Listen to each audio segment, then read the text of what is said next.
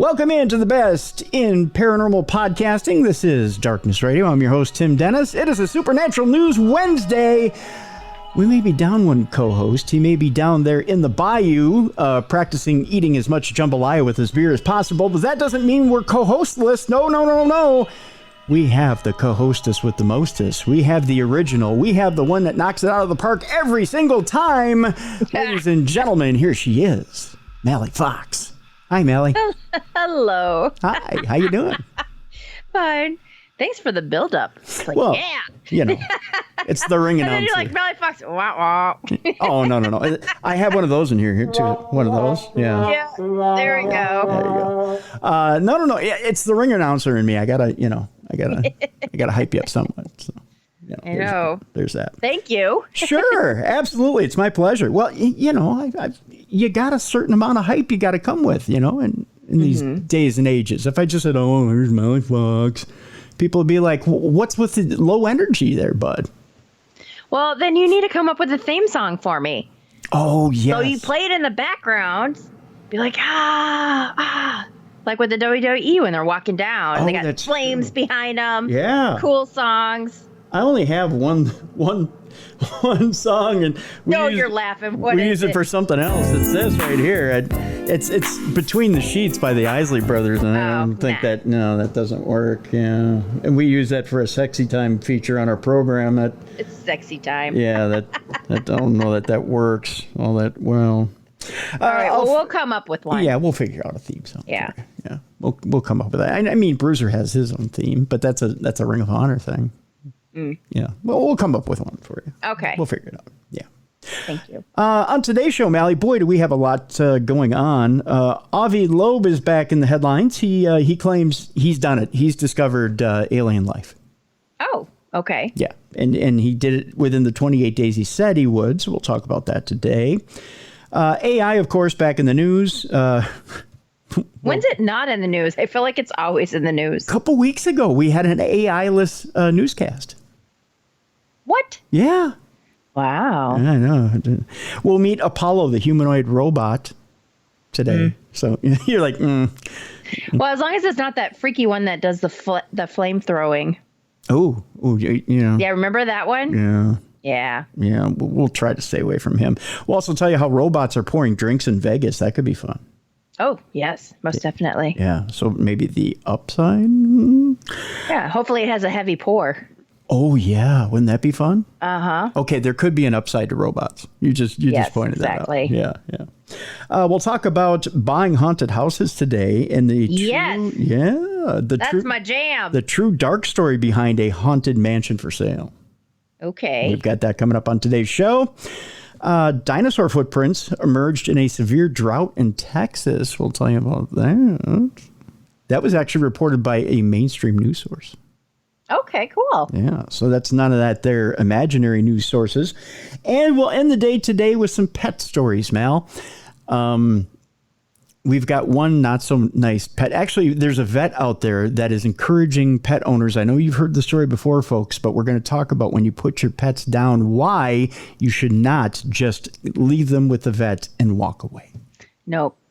We're going to talk about that for a quick moment here. And then the final story today, we're going to meet Storm, the doggy who showed up at a Metallica concert.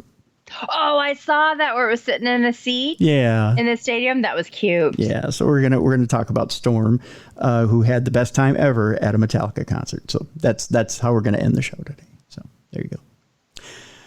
But we're gonna start it out on a little bit of a sad note today, Mal. It turns out that an alien abductee from the 70s, at least he claimed he was abducted by aliens, Calvin Parker, who was abducted by aliens in Pascagoula, Mississippi, has died. He claimed he was abducted in 1973. He is, again, Calvin Parker, the Pascagoula man known around the world for his tale of alien abduction, died last week. According to a friend of the family, Parker passed away August 24th after a long battle with kidney cancer. He was at home surrounded by loved ones, including his wife, Wynette. The night of August 11th, 1973, something happened on the banks of the Pascagoula River that Calvin Parker and Charles Hickson would spend the rest of their lives trying to explain. It's a story well known to locals that WLOX News has reported on numerous times over the years. Hickson and Parker both wrote books about it, as a matter of fact.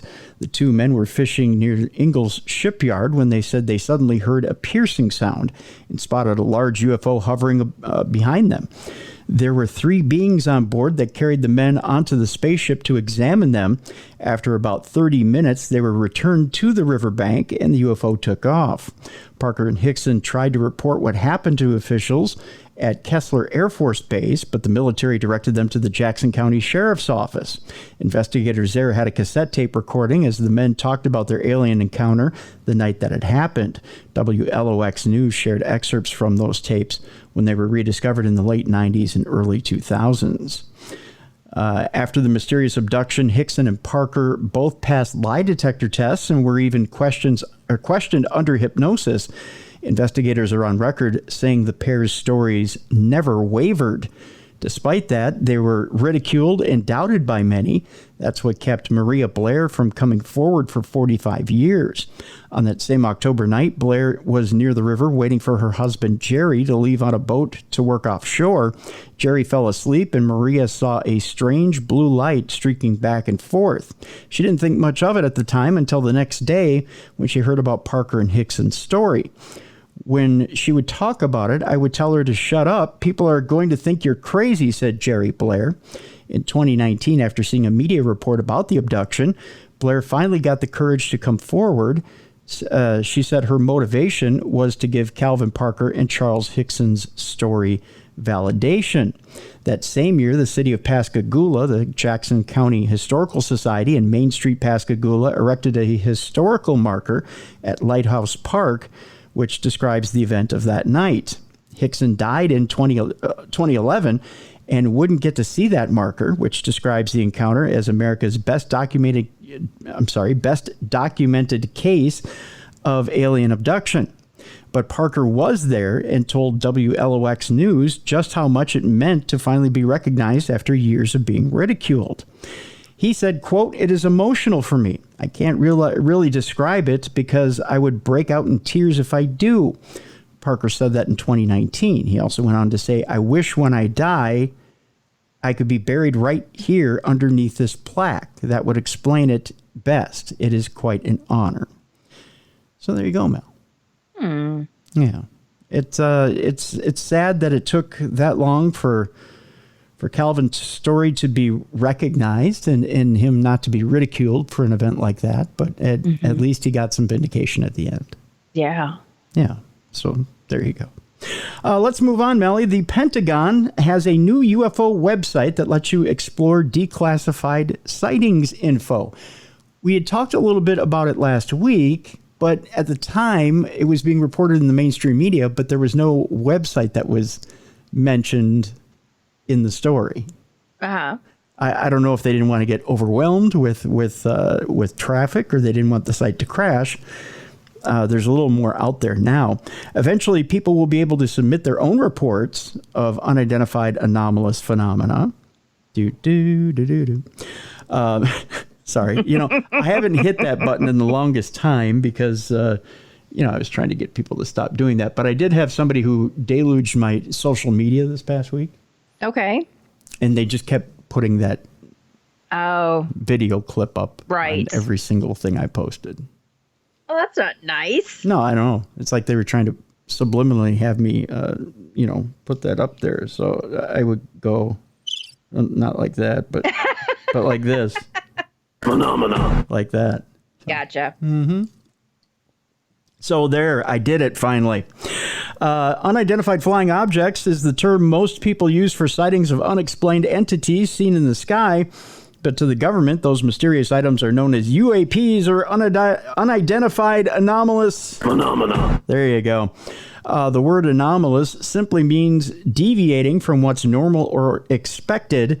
Now the U.S. Department of Defense has launched a website collecting publicly available declassified information on UAPs. For now, the general public will be able to read through the posted information. Soon, U.S. government employees, contractors, and service members with knowledge of U.S. programs can report their own sightings, and later, others will be able to submit reports. This website will provide information, including photos and videos on resolved UAP cases as they are declassified and approved for public release, the department said in a release last week. The website's other content includes reporting trends and a frequently asked questions section, as well as links to official reports, transcripts, press releases, and other resources that the public may find useful, such as applicable statutes and aircraft, balloon, and satellite tracking sites. The site is live now at, and here you go, this is what was missing the last time, Mallie. Okay. aaro.mil, which is an unusual website address. But you'll find it. Well, are they going to black out a lot of the words for those declassified documents? You know how like they edit it down where you can't read majority of it? Yeah, that's a good question. I would think if they've passed them now and they are completely declassified, you should be able to read them in full. Yeah. The reporting tool for government employees, contractors, and service members will be live in the fall, so it's not really open quite yet, but it will be soon if you want to report something. And if you don't fall into one of those specific groups, keep watching the skies anyway, because a mechanism for members of the general public to make reports will be announced in the coming months, according to the department. For now, one of the most interesting parts of the site is its trends section. Apparently, most reported UAPs are round, either white, silver, or translucent, spotted at around 10,000 to 30,000 feet. They are 1 to 4 meters in size and do not emit thermal exhaust, so it doesn't go out of the back side of it. Just saying.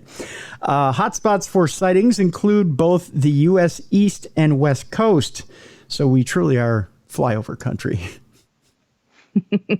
That's sad. Even for UFOs, we're flyover country. There's also a small section of videos with names such as DVID's video, Unresolved Case, Navy 2021 Flyby, and UAP video, Middle East Object. Interesting. Readers are able to leave comments on the video of the Middle East Object video. One person writes, "Noticed I never saw it cast a shadow, but other objects have shadows." So there's no shadow on the Middle East Object. Could it be Photoshopped? Oh, yeah. I need to talk to my sister-in-law. She works at the Pentagon. Yeah. And be like, so what does everyone talk about? What do they believe? Oh, that's a good, you know what? That's an excellent question. Yeah. Because she always sends me like books on haunted places and stuff, but we never talk about UFOs. You know what? It's time she come forward. I know, right? Yeah. If you're dishing to her and she's not dishing to you, there needs to be a 50-50 deal here. Yeah, she needs to start. Come on, Marge, work with me. That's right, Marge. It's time to cough up the 411 on this deal. As CNET wrote in 2021, the mere fact that people see items in the sky that they personally cannot identify does not mean that aliens are scoping out Earth for a visit or have already stopped by. Many UAP cases have been attributed to balloon or balloon entities. Bullshit. As well as drones, birds, weather events, or airborne debris like plastic bags. I've never seen a plastic bag at 30,000 feet, Mallie. I know. When they keep using that excuse, it's like, come on, we are not stupid. Yeah. Well, most of us aren't stupid. Well, yeah, we can't speak for a lot of the population, but yeah. You know, I'll give it this. There's a lot of advanced technology out there, and I can believe it's human made. I can believe that, but don't tell me it's a plastic bag or a balloon. Just don't insult my intelligence. Just don't do that. Yeah, it's not fair. Speaking of UFOs, Mel, an unexplained moment where multiple UFOs shoot out from a volcano portal happens in some shocking footage. We have a guest on tomorrow. The Click-a-Tat Ape Cat. Remember I said it? Yes. Yeah, 10 times fast. Well, I didn't say it 10 times fast, but I'm sure he can. His name is James. He'll be on the program tomorrow. And I'm just trying to pull up his full name here. He's got an interesting name. It's sometimes hard for me to say. But James is on the program tomorrow, and he'll talk a little bit about Mount Adams and how Mount Adams has been the secret UFO base for quite some time. Okay. Yeah, which is kind of exciting. And he'll talk about the connection between these UFOs and the Klickitat ape cat and Bigfoot. So it's an exciting show tomorrow. I can't wait for you guys to hear it. He connects a lot of dots in there, but he talks about these portals that show up on Mount Adams as well. Not just, the side of the mountain that opens and you see a ship fly into Mount Adams, but he actually has somebody who comes into, he owns a store called Margie's Outdoor Store. Okay. That's there in that area. And you'll get to find out a little bit about the concept behind Margie's Outdoor Store tomorrow, in that it is an outdoor store with a little bit of like D&D creativity there. You can not only buy the outdoor store and outdoor outfitters stuff you need, but he also sells adventure maps where you can actually find all the different paranormal aspects of things in that area of Washington. Well, that's a good idea, though. That's clever. Yeah. James Shubsky is our guest name for tomorrow. James Shubsky. So, in Margie's Outdoor Store, we'll tell you how to get to that tomorrow, and find out where you can get these different adventure maps. But he also talks about how one of the men who came into the store, and what's really cool about Margie's Outdoor Store is you can come in and file your reports. He takes all reports of paranormal activity that you've seen in the area, which is really cool. Oh. And I ask him tomorrow what he plans on doing with those reports. So right. Is he going to write a book, or is he going to? Yeah. So you'll find that out tomorrow as well. Okay, cool. But he said one of the men came in and was looking at Mount Adams. And he said, I saw a portal right there by Mount Adams, and I saw a ship fly into that portal. And he said, now, are you sure it's not just like the, hole in the mountain that you see UFOs fly into all the time? He said, no. This was an actual portal that showed up right beside Mount Adams. And I saw a ship fly into it. And then he watched it close? Ooh. Yeah, kind of cool, huh? So we have a story here about that very same, here, one of these. Phenomena. There you go. That portal opening up and a ship flying into it, which is fascinating. And the fact that it shows up on a mountain. I'm just trying to get that story up here.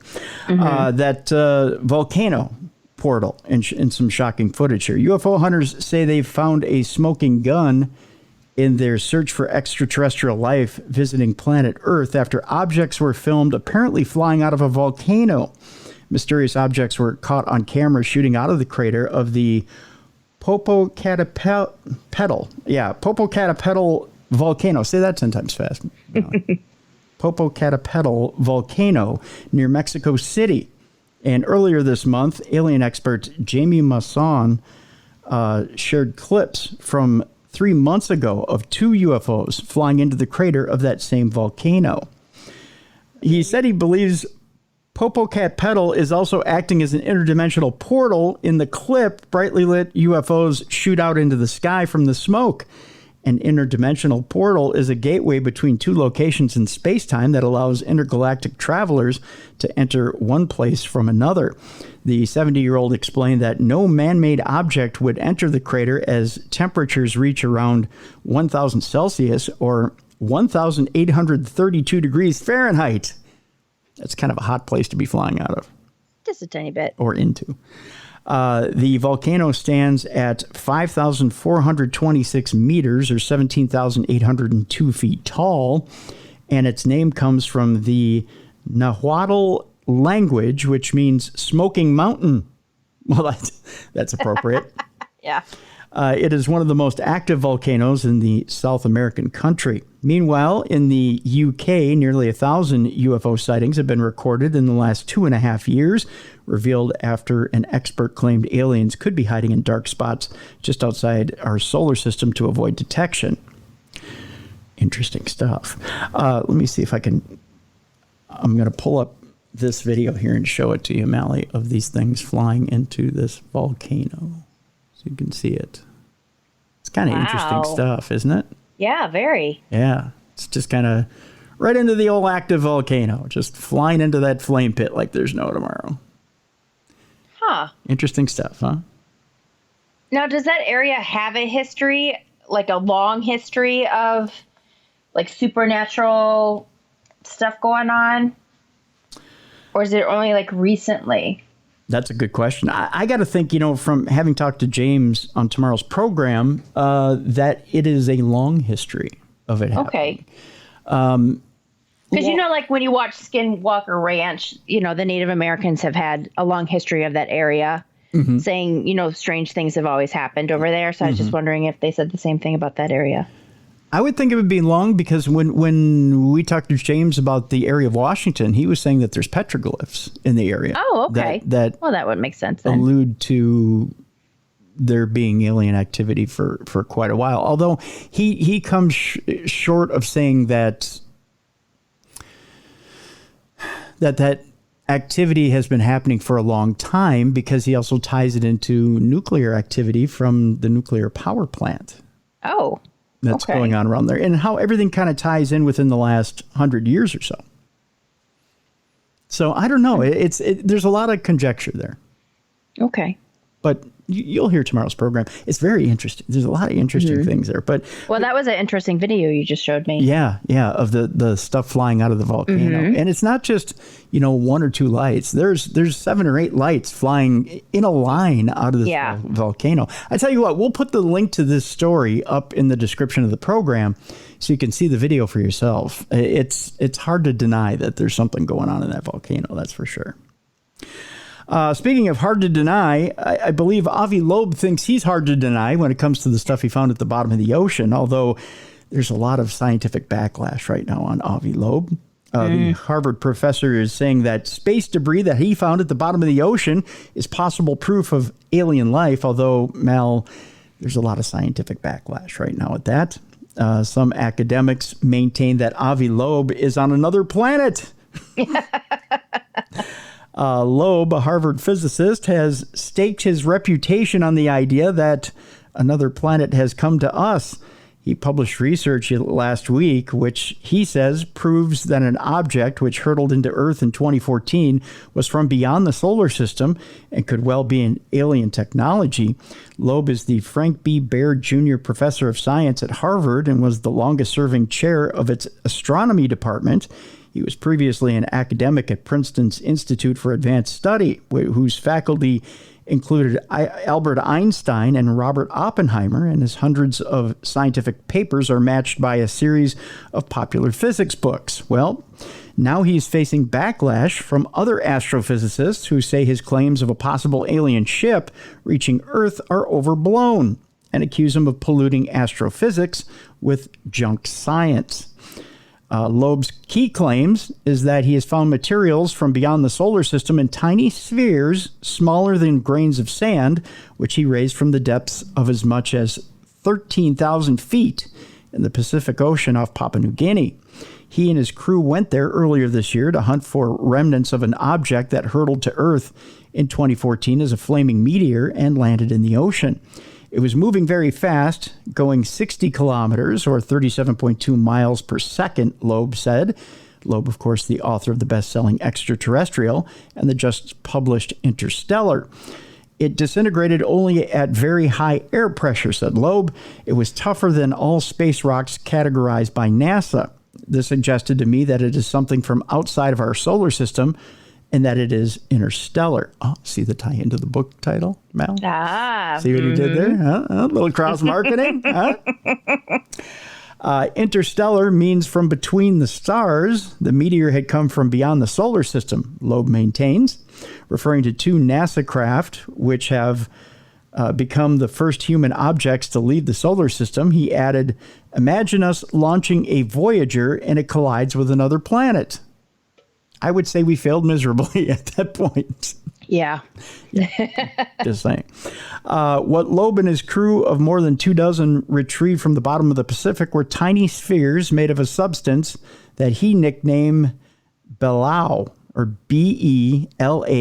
Now you have to imagine that the B, the L, and the U are capitalized. In other words, he's combining elements to make a word, Mallie. Oh, gotcha. See what he did there? It stands for the different elements found in the metallic material: beryllium, which is an alkaline earth metal with high heat capacity; lanthanum, which is a soft silvery white metal; and uranium. You know what this sounds like to me? All stuff you can get on Earth. Once he recovered the material, it came up from the ocean, he recalled, and I hugged the person next to me, he said. It was shipped to Harvard and analyzed by Stein Jacobson, a professor of geochemistry at the university, who is, according to Loeb, very conservative. No less an unimpeachable source than the U.S. Space Command went on to confirm with 99.999% confidence that the tiny spherical objects were interstellar. Okay. The elements themselves were common enough, but are not found in heavy concentrations, evident in what Loeb and his team pulled up from the ocean floor, which is interesting. The composition of uranium is 1,000 times what you would find on Earth, Loeb said. It's like baking a cake with a lot of sugar. This is a cake that we do not normally see. He added that the abundance of beryllium seems to be a flag, that's in quotes, that the objects come from interstellar space, where cosmic rays can produce highly concentrated beryllium. Without a doubt, though it is interstellar, he said, that alone is a big deal. This is the first time we have analyzed material that came from outside of our solar system. Loeb maintains an open mind as to the actual flying object's origins. He allows that it could be natural in origin, having come from a molten ocean on a faraway planet, or could be the remnant of an exploded star. The third possibility, of course, is the most intriguing. Loeb goes on to say, there is a possibility that it was put together with technology. This is Loeb's way of saying that he's found tiny pieces of a spacecraft constructed by aliens. We need to look around us and see if there is space travel from other civilizations, he went on to say. This is not the first time he's applied scientific thinking and the credibility of a Harvard professorship to positing the idea that we are not alone. Understandably, it's the kind of stance that enrages people more cautious in the field than Loeb. Michael Garrett, a professor from the University of Manchester in the UK, told the Daily Mail, I'd be surprised if this recent effort is going to produce conclusive evidence that the extraterrestrial spacecraft are responsible for these spheroids. I think he said that with firm tongue-in-cheek, Mallie. Well, I was wondering what his colleagues think of him. I think that they're thinking, and how come he gets funding to do all of these things for what they think is a harebrained idea? Yeah, I think they're thinking that he's going to try and stretch this as far as it's going to go. And the reason he's getting the funding, I think, first of all, is because he's truly looking for something that fell from space. So there is legitimate funding going for that. And he did find something from interstellar space. So it paid off. He got what he proved he was setting out to find. Now it's tying it to something that may be, in his colleagues' eyes, and I'm choosing my words carefully, in his colleagues' eyes, irrational. But in our eyes, it may not be. Stephen Dash, who is an Arizona State University physicist, went so far as to rail that Loeb is polluting good science, conflating the good science we do with this ridiculous sensationalism and sucking all the oxygen out of the room. That's a little... tell us how cynical. You really feel. Yeah. Talking about pissing on your parade. Dr. Matthew George of Imperial College London added that he was very skeptical about Loeb's beliefs. Loeb is unruffled by his critics and their views, however. He said, quote, people who are not practicing science have opinions. He fired back, what I'm doing is not about opinions. It is about collecting materials and doing analysis. He plans on continuing to do it in the cause of figuring out where these objects that look weird came from and what they mean. He also goes on to say, we will be able to tell by finding bigger pieces, Loeb said. That will be the purpose of our next expedition. Now that we know where to go, we can use sonar technology on the ocean floor to tell the difference from a natural object and a technological object. Maybe it will have buttons on it. We need to check it. We need to be open-minded, and we should not assume that everything we see is a rock. It's interesting he says there may be buttons on it, because when you think about where we are technologically, we're using touch screens. We're using things that pick up movement with our hands. Why would we assume there's buttons on something? Did I blow your mind there, Mel? Yeah. Yeah. To assume that whatever came from space is technologically behind where we are, why would we jump to that conclusion? I don't know that I firmly agree with Avi on this, but it is what it is, right? Let's move on to the next story here, Mel. Unless, do you have another thought on that deal, or? No, I don't. Okay. I don't. Okay. But yeah. Here I am, short words. Yeah, but no. Well, I want to give you a chance to weigh in here if you have a thought on it. No, I don't. Okay. Yeah. Okay. Forget Planet 9 in this next story, Mallie. Scientists say an Earth-like world could be hiding within our solar system. Okay. And it's not Nibiru, which nearly hit us last week, according to one guy who was absolutely wrong. And has apologized since. Oh, has he? Yeah. The guy who said Nibiru was going to hit us 2 weeks ago came forward and apologized and said he was wrong. Which is a nice, refreshing change from everybody else who said we were doomed, as doomed could be. Right. Yeah. For years, astronomers have teased the concept of another world in our solar system, commonly referred to as Planet 9. But there could be a whole other Earth-like planet waiting to be discovered much closer to home, according to Japanese astronomers. They think this new planet is hiding in the Kuiper Belt. The donut-shaped ring of objects extends just beyond the orbit of Neptune. The so-called Kuiper Belt planet, or KBP, is up to 500 astronomical units from the sun, which is 500 times the distance between the Earth and the sun and closer than Planet 9. KBP is up to 3 times as massive as Earth, the experts say, but temperatures are likely too cold to sustain life as we know it. The study was conducted by, I believe it is Patrick Sophia Laikauka is what it is, of Kindai University in Osaka, Japan, and Takashi Ito of the National Astronomical Observatory of Japan in Tokyo. We predict the existence of an Earth-like planet, they say in their paper, which was published by the Astronomical Journal, 5:30 on my doorstep every Thursday. I don't know if you know that or not, but yeah, I happen to get that publication. It is plausible that a primordial planetary body could survive in the distant Kuiper Belt as a KBP, as many such bodies existed in the early solar system, they went on to say. It's known that the Kuiper Belt contains millions of icy objects referred to as trans-Neptunian objects, because they're beyond Neptune. TNOs are thought to be what's left over from the formation of the solar system and composed of mixtures of rock, amorphous carbon, and volatile ices. I had one of those for dessert last night. You ever had the volatile ices? They're a lot like Italian ices, but they're angry. Such as water and methane.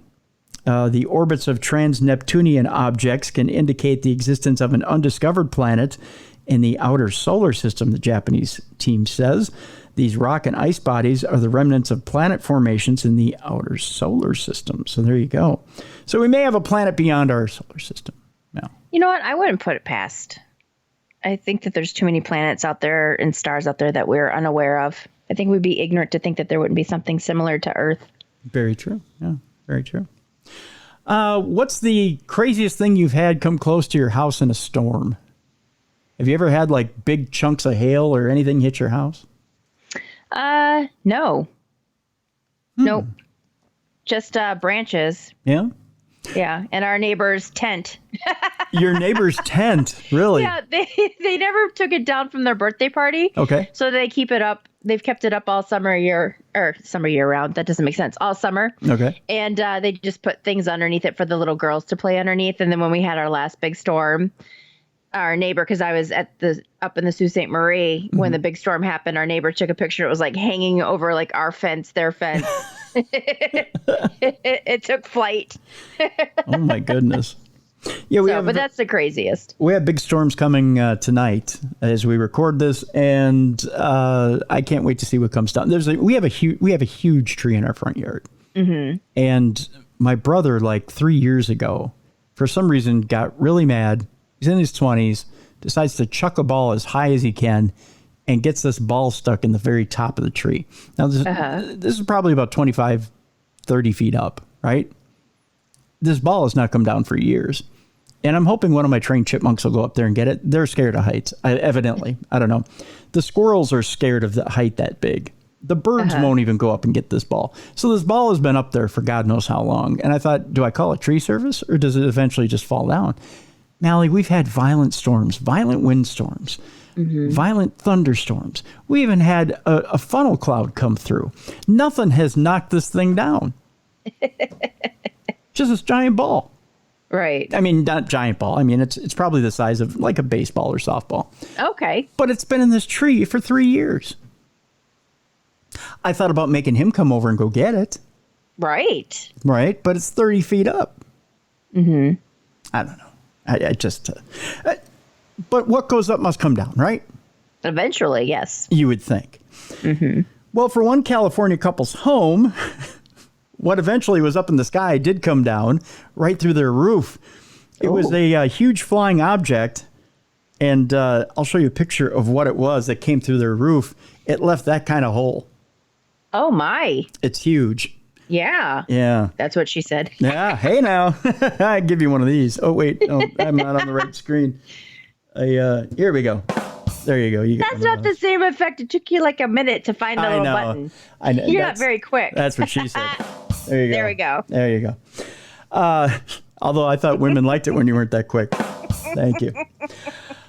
John and Renee LeClaire were recently inside of their home in Big Bear, California, when a large object flew from the sky and barreled through their roof, according to ABC. By the way, I got to thank Tom for this story.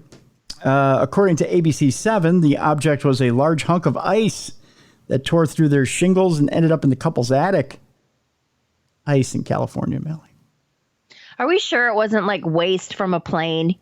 Remember how people think that that's right? Like, you know what I mean? Which is disgusting when you think about it. Yeah, but... yeah, a giant ball of shit ice. Right, from a plane, you would think, right? Right. John LeClaire recalled the sound that the ice made when it slammed into the home. He said it was almost like a sonic boom. It was huge. My wife came out and she thinks somebody's breaking into the house. And I said, I don't think so. It was like a cannon shot. Since the incident, John has been attempting to contact anyone who can keep something like this from occurring again. How do you stop a giant, even if it's a ball of shit ice going through your roof? How do you stop someone from making that happen again? Yeah. I don't know what you do. This is going to kill someone eventually. I have no clue. I can't get a hold of the FAA. The National Transportation Safety Board says it's not their territory. I filed a report with the Sheriff's Department, and they're just scratching their heads. ABC 7 mentioned that the hole was a whopping 24 inches in diameter and that the ice was almost as big as a bowling ball. Well, that can do some damage. Yeah, that'll but then your evidence is going to melt unless you stick it in the freezer. Yeah, that's true.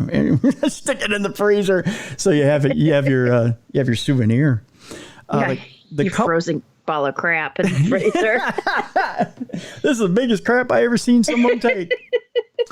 The couple believe that the large hunk of ice came from a plane. There you go, Mal. Oh, flying over their house rather than from space. I'm thinking it was from a plane. But it's so warm, how can that happen? Well, it's easy for it to happen. If you're 40,000 feet up and you decide to drop a deuce over land, it's not tough. I mean, it's cold up there. It freezes almost instantly. Well, not almost instantly, but you get the idea. He says, I know it's 40,000 feet up, but we're pretty warm down here. I don't know, said the guy who's not a scientist.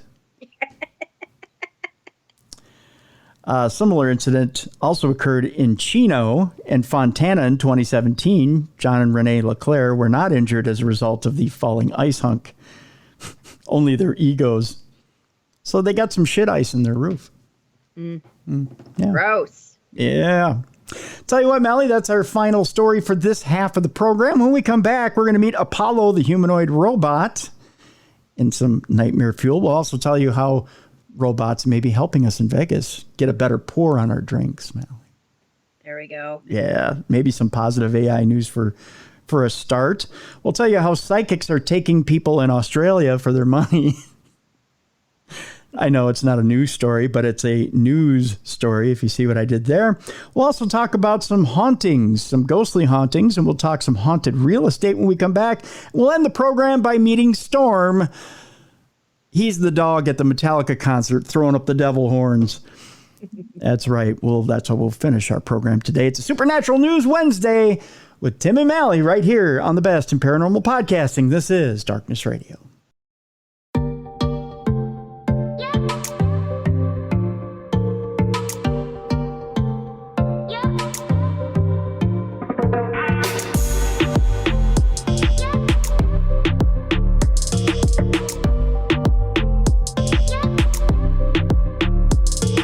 Welcome back to the best in paranormal podcasting. This is Darkness Radio. I'm your host, Tim Dennis. Along with me is our co-hostess with the mostest, Mallie Fox.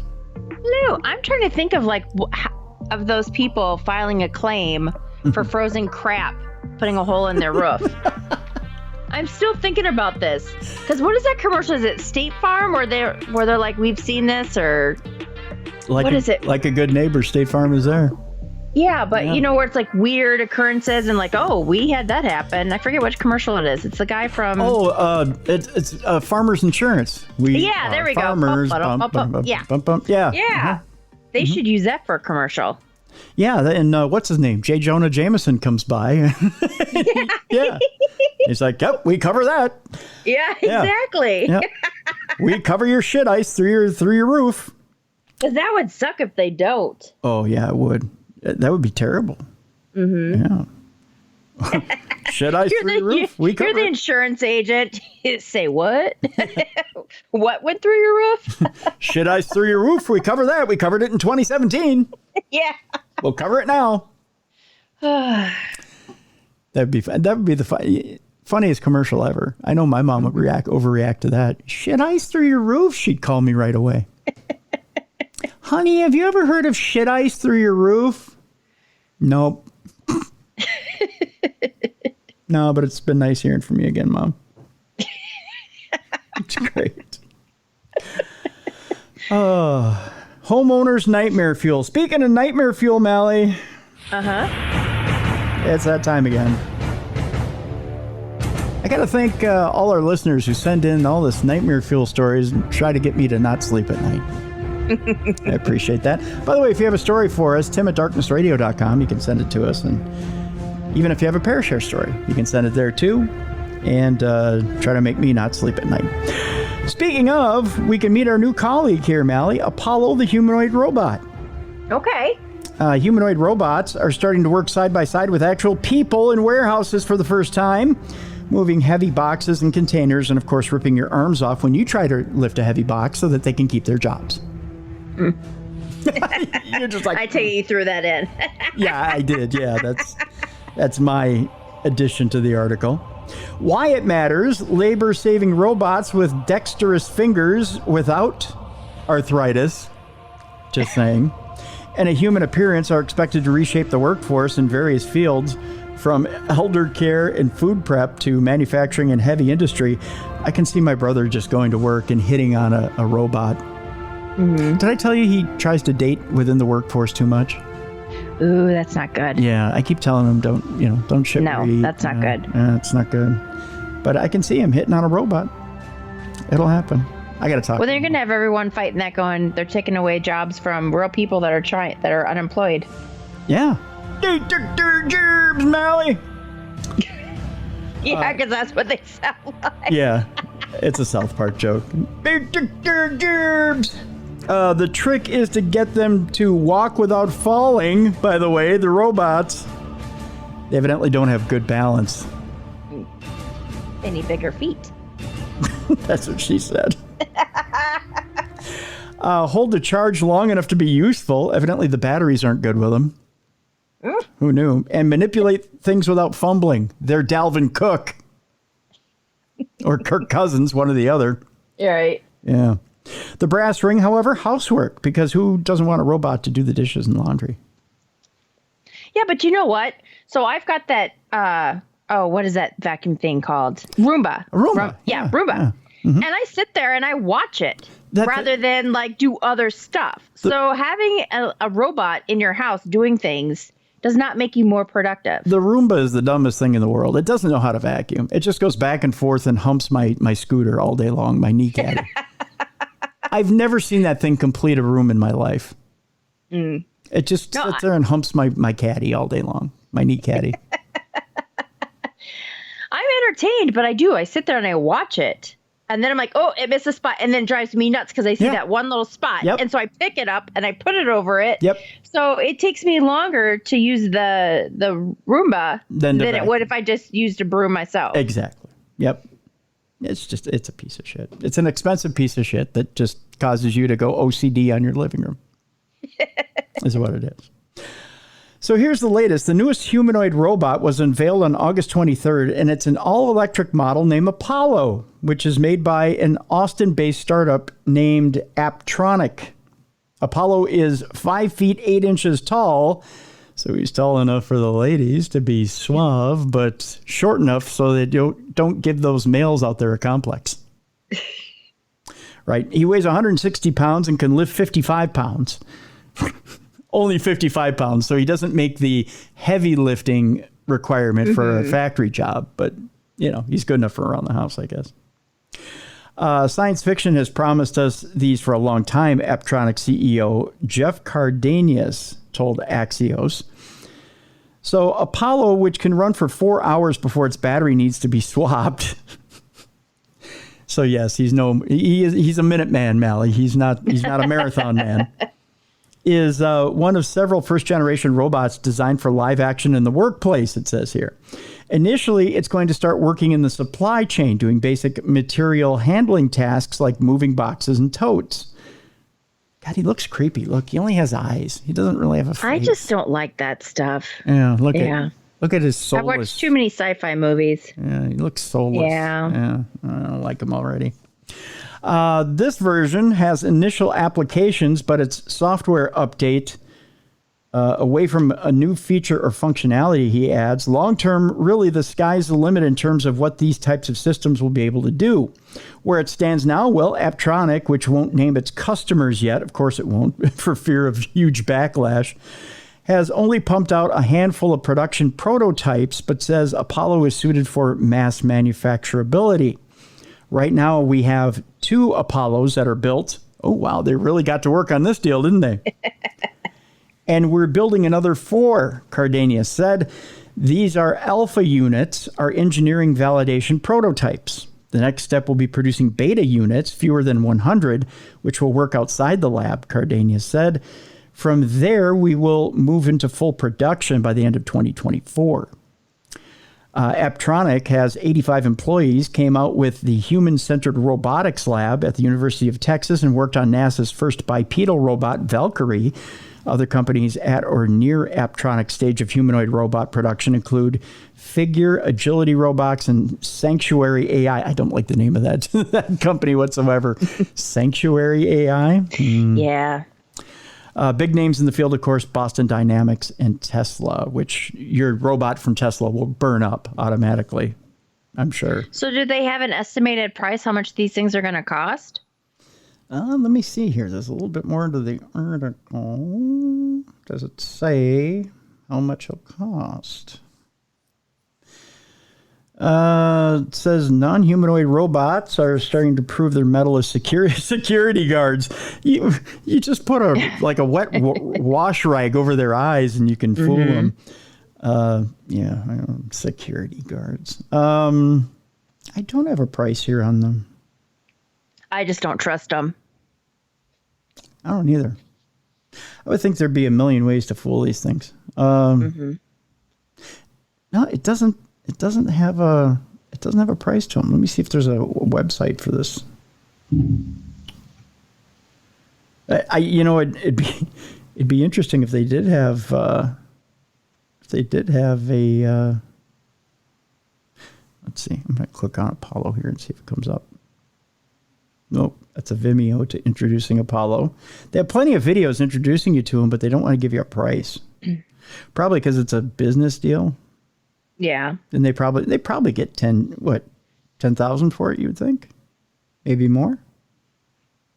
Yeah, I'm not sure. Per unit? 20,000, 100,000? I know Boston Dynamics are making those robot dogs at a cheap price. Those are like 10K, 15K. Like it's a cheap price. Well, I mean, for a robot, a lot of money. It is, but you can get the robot dog with a flamethrower for 15K. No, Mallie. that's gonna go in the wrong hands. Right? Some psycho is gonna buy one of those and just turn it loose on humanity. Probably someone in Detroit. Swear to God, there are weird people in Detroit. I love Detroit. I really do. I love the people, but we've got some weird ones. Yeah. Where you're just like, not surprised. No. Not shocked at all. No. I wouldn't think Detroit would be the first place that would happen, but hey, if you say so, I'm sure. We had a person riding a cow in the middle of the highway. Well, true. Not too long ago. Yeah.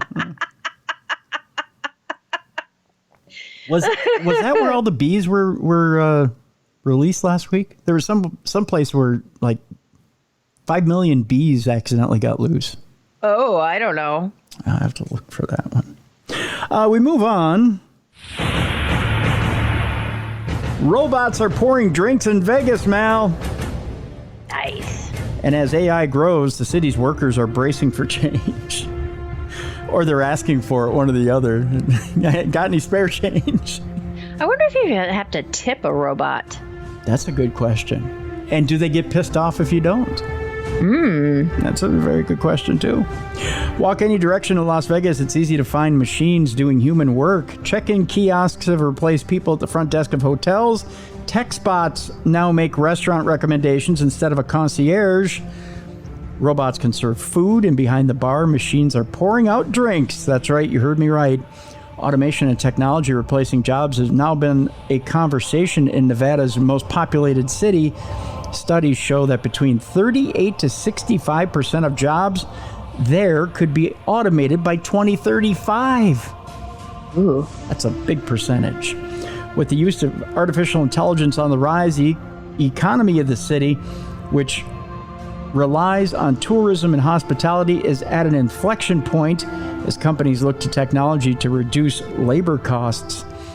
Wherever the resort industry can replace their workers and not affect productivity, profits, or the customer experience, wherever they can do that with artificial intelligence, they will, said John Restrepo, principal of RCG Economics in Las Vegas.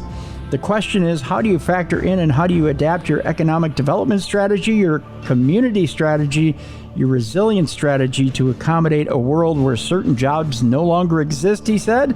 Well, Restrepo said he believes the city has to diversify its economy to become less reliant on tourism and hospitality. How do you make Las Vegas less reliant on tourism and hospitality? You can't. Good luck on that. Yeah, right?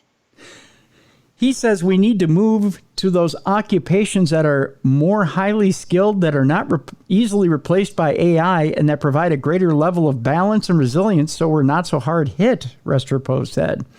Unions in Las Vegas are closely watching the changes. The largest union in Nevada, which is the Culinary Union, represents 60,000 service and hospitality workers in Las Vegas and Reno. Later this year, it hopes to have a newly negotiated contract that includes protections against AI replacing jobs. We had a huge fight about tech in our previous contract. We're going to have the same fight this time around, said Ted Papageorge. That sounds like a made-up last name, doesn't it? Yeah, it does. The secretary-treasurer of the union. In its last contract in 2018, the union pushed for companies to agree to a 6-month warning for workers for new technology introduced into the workplace, as well as free training on how to use the new technology.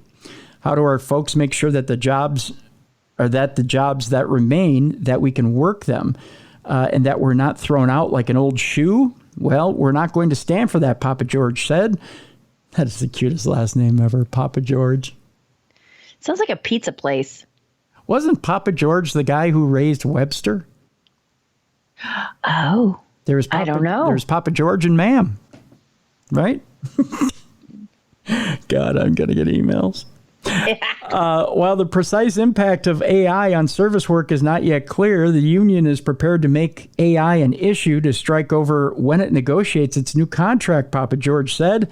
We'd like to say we're going to be able to get an agreement, but if we have to, we're going to have a big fight and do whatever it takes, including a strike on technology, he went on to add. So I got to ask you, Mallie, you've been to Vegas more than a few times, right? Yeah. Okay. Can you imagine a Las Vegas where you can't walk up and get a human to help you? I would not enjoy that at all. I get frustrated at McDonald's when you have to do that self-checkout thing. Yeah. You know, the big screen when you go in and you have to do it yourself? Yeah. Yeah, I would not like that. But you know, when we were talking about bartenders being robots, do you remember that movie? What was it called? It had Jennifer Lawrence, Chris Pratt, and they're like up in space. Oh, and they had the bartender. Michael Sheen was the bartender, remember? But he was a robot. Yeah. Yep. Yeah. I remember the movie. I don't remember the name of it, though. Yeah. Oh, what? I'm going to have to look it up because that's going to drive me nuts. But anyway, that reminded me of it kind of with the little robot making drinks and stuff. Yeah. Yeah. I'm not, I can't see a Las Vegas without human service workers. I mean, if it's a novelty thing, like that's the restaurant's kind of draw, then okay, I understand it, but not for every type of entertainment where there's not a person. Passengers, that's what it's called. Passengers, that's right. Yeah. I can see as far as ordering, when you're ordering something using kiosks, because a lot of times it's what you enter, like custom things, entering it and getting what you want and getting it accurately sent into the kitchen. But in order to prepare, but you still might have human error though if you've got people working the kitchen. True, you could have human error, and that's always a risk with any service job. But to have robots pouring drinks and preparing food and it doesn't seem right. I don't know. We're getting to a point of ultimate laziness in society. We're just getting to that point where a point of no return, where. But I like that human interaction though. Yeah. Yeah. I do too. I like being able to make small chit chat with someone and just, be able to crack a joke, have somebody smile, being able to get to know somebody in a small space. Right. Right. And being able to get to know them, but not get to know them type of deal, just being able to make somebody's day if I can, and have them make my day. Maybe I'm having a shitty day. Right. And I do need a little bit of an uplift. And sometimes I meet people in my day that can uplift me, I told somebody a couple weeks ago who was going through a tough time. I told them, they said, I feel like I'm isolated. And they were wanting to end it all. Oh, that's sad. And I said, you know what makes that worse is that isolation. When you stay to yourself, it's when you stay to yourself that you hear the devil in your ear, and the devil is a lie, right? You start to hear the voices that tell you to end it all.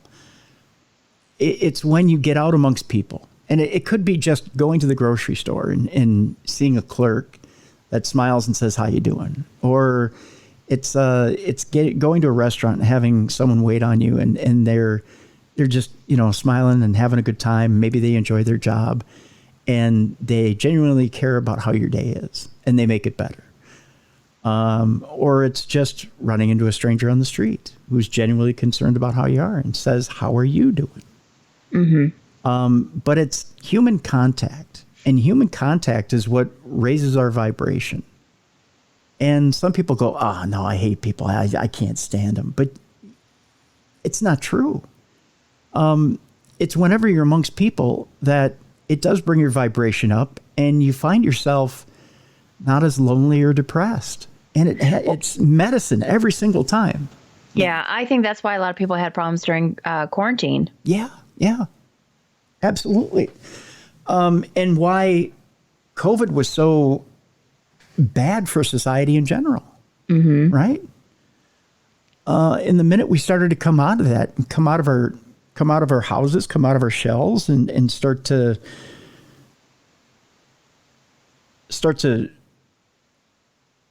get involved with one another again and talk to each other once again and get in front of each other once again. It was weird at first because we had been away for so long that we didn't know how to relate to each other. But once we started figuring it out again and getting those training wheels off, then all of a sudden that break felt like it was the hardest thing you've ever done. Yeah. Yeah. And it's just good to not have to do it from behind a screen too, that's the other thing. So, whenever you're in doubt or whenever you're feeling lonely or sad or depressed or even angry at the world, sometimes it's just a little bit of human contact that can put you right back in perspective. That's just the way I see it. But yeah, to get lazy with AI and say, well, AI will work us out of things and it'll help us with things. It'll make things easier. That's a lazy perspective. I just really believe it is. I don't know about you. No, I agree. I agree 100%. Let's move on, Mel. We're not going to do another AI story. Just, Okay. Thank you. We're done with the AI. Let's talk a little bit about Amelia Earhart. There's been a possible breakthrough in the hunt for answers to that mystery. Oh. Researchers have found what could be evidence of Earhart's plane under the sea near, I believe this is Nico Maroro. I sound like a dog. I sound like one of the dogs in the background there. More than 82 years after Amelia Earhart disappeared over the Pacific Ocean during an attempt to circumnavigate the globe in her Lockheed Model 10 Electra, the question of what happened to her continues to be one of the biggest unanswered mysteries of the modern age. In recent years, however, clues have been found suggesting that Earhart's plane may have gone down somewhere in the remote Pacific, and that the aviator and her navigator, Fred Noonan, may have even survived for several days on a small island while awaiting rescue. New possible evidence in support of this theory has been unearthed in the form of an underwater photograph taken during an expedition to Nico Maroro. I sound like Scooby-Doo when I say that. Nico Maroro. It's kind of like how I say horror. Exactly. Yeah, there you go. Back in 2009, according to Rick Gillespie, who's the executive director of the International Group for Historic Aircraft Recovery, a forensic expert is currently analyzing the image to see if it contains a piece of Earhart's Lockheed Electra. If it turns out to be the case, it would prove that she did crash in the vicinity of the atoll. There is an object in the photo that appears to be a Lockheed Electra engine cowling, Gillespie told Mail Online. The similarity to an engine cowling and prop shaft was not noticed until years later, and the exact location was not noted at the time, which means attempts to relocate the objects were unsuccessful. I believe this is the picture, and it's hard for me to see, but I don't know. Do you see something in there? It looks like a Rorschach test to me, but I don't see anything. You don't know. It's hard to tell if you just take a quick glance at it. But have you seen that picture where it looks like her and her navigator or her co-pilot or whatever he is, where they're like sitting on a dock and they were captured by the Japanese? Yes, I have seen that. I mean, that's intriguing. Yeah, that is. That's a very intriguing picture. And I'm trying to remember the name of the Amelia Earhart expert I had on a few years ago. I'll have to see if I can dig up the episode number, and I don't know if I'm going to put it in the description of this program or not. I'll see if I can do that, and I may make reference to it. But I did a show a few years back, more than a few years back now, with an Amelia Earhart expert, and he explains why that might be feasible and why that photograph may have been a fake. Oh. Yeah. It was an interesting program. I know that. I just don't remember the date on it, though. But yeah, we went pretty in depth with Amelia Earhart and what he believes actually happened to her. I believe I'm trying to remember what his perspective was.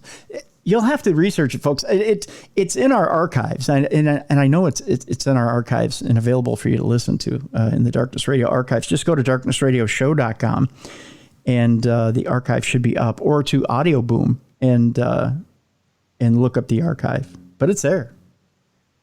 Yeah, just search out Amelia Earhart in our archive, and you'll find it. Well, Mallie, you are into the haunted real estate, correct? I am. I love that stuff. Yeah. If I had all the money in the world, I'd be owning a bunch of property. Well, I think I got one for you here. Okay. The question from USA Today is, would you buy a haunted house? The true dark story behind a haunted mansion for sale. Are haunted mansions in your lexicon? In my what? In your lexicon? Are they in your line of fire, so to speak? Oh. On my dream board, maybe, but okay. My bank account, not so much.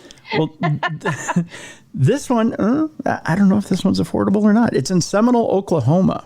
Oh, I saw this one pop up. Okay.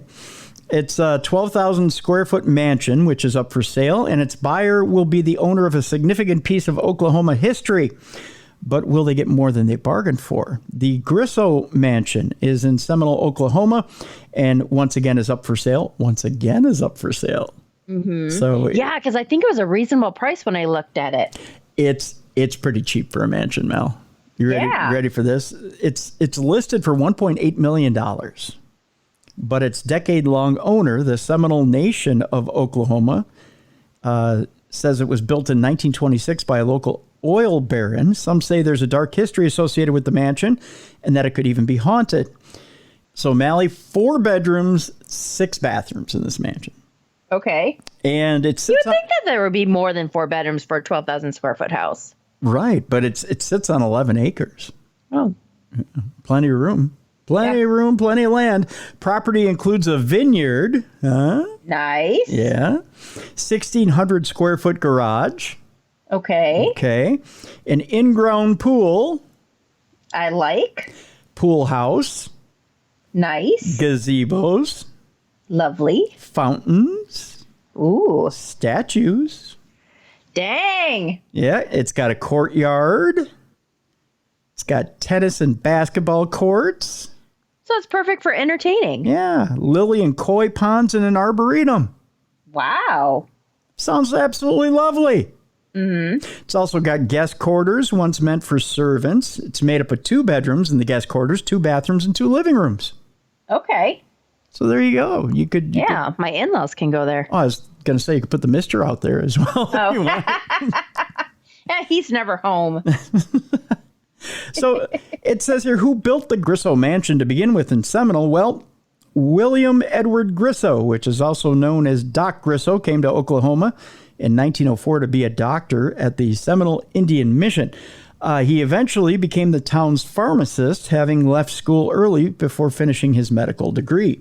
The story goes that Grisso began acquiring mineral rights from others, including tribal members.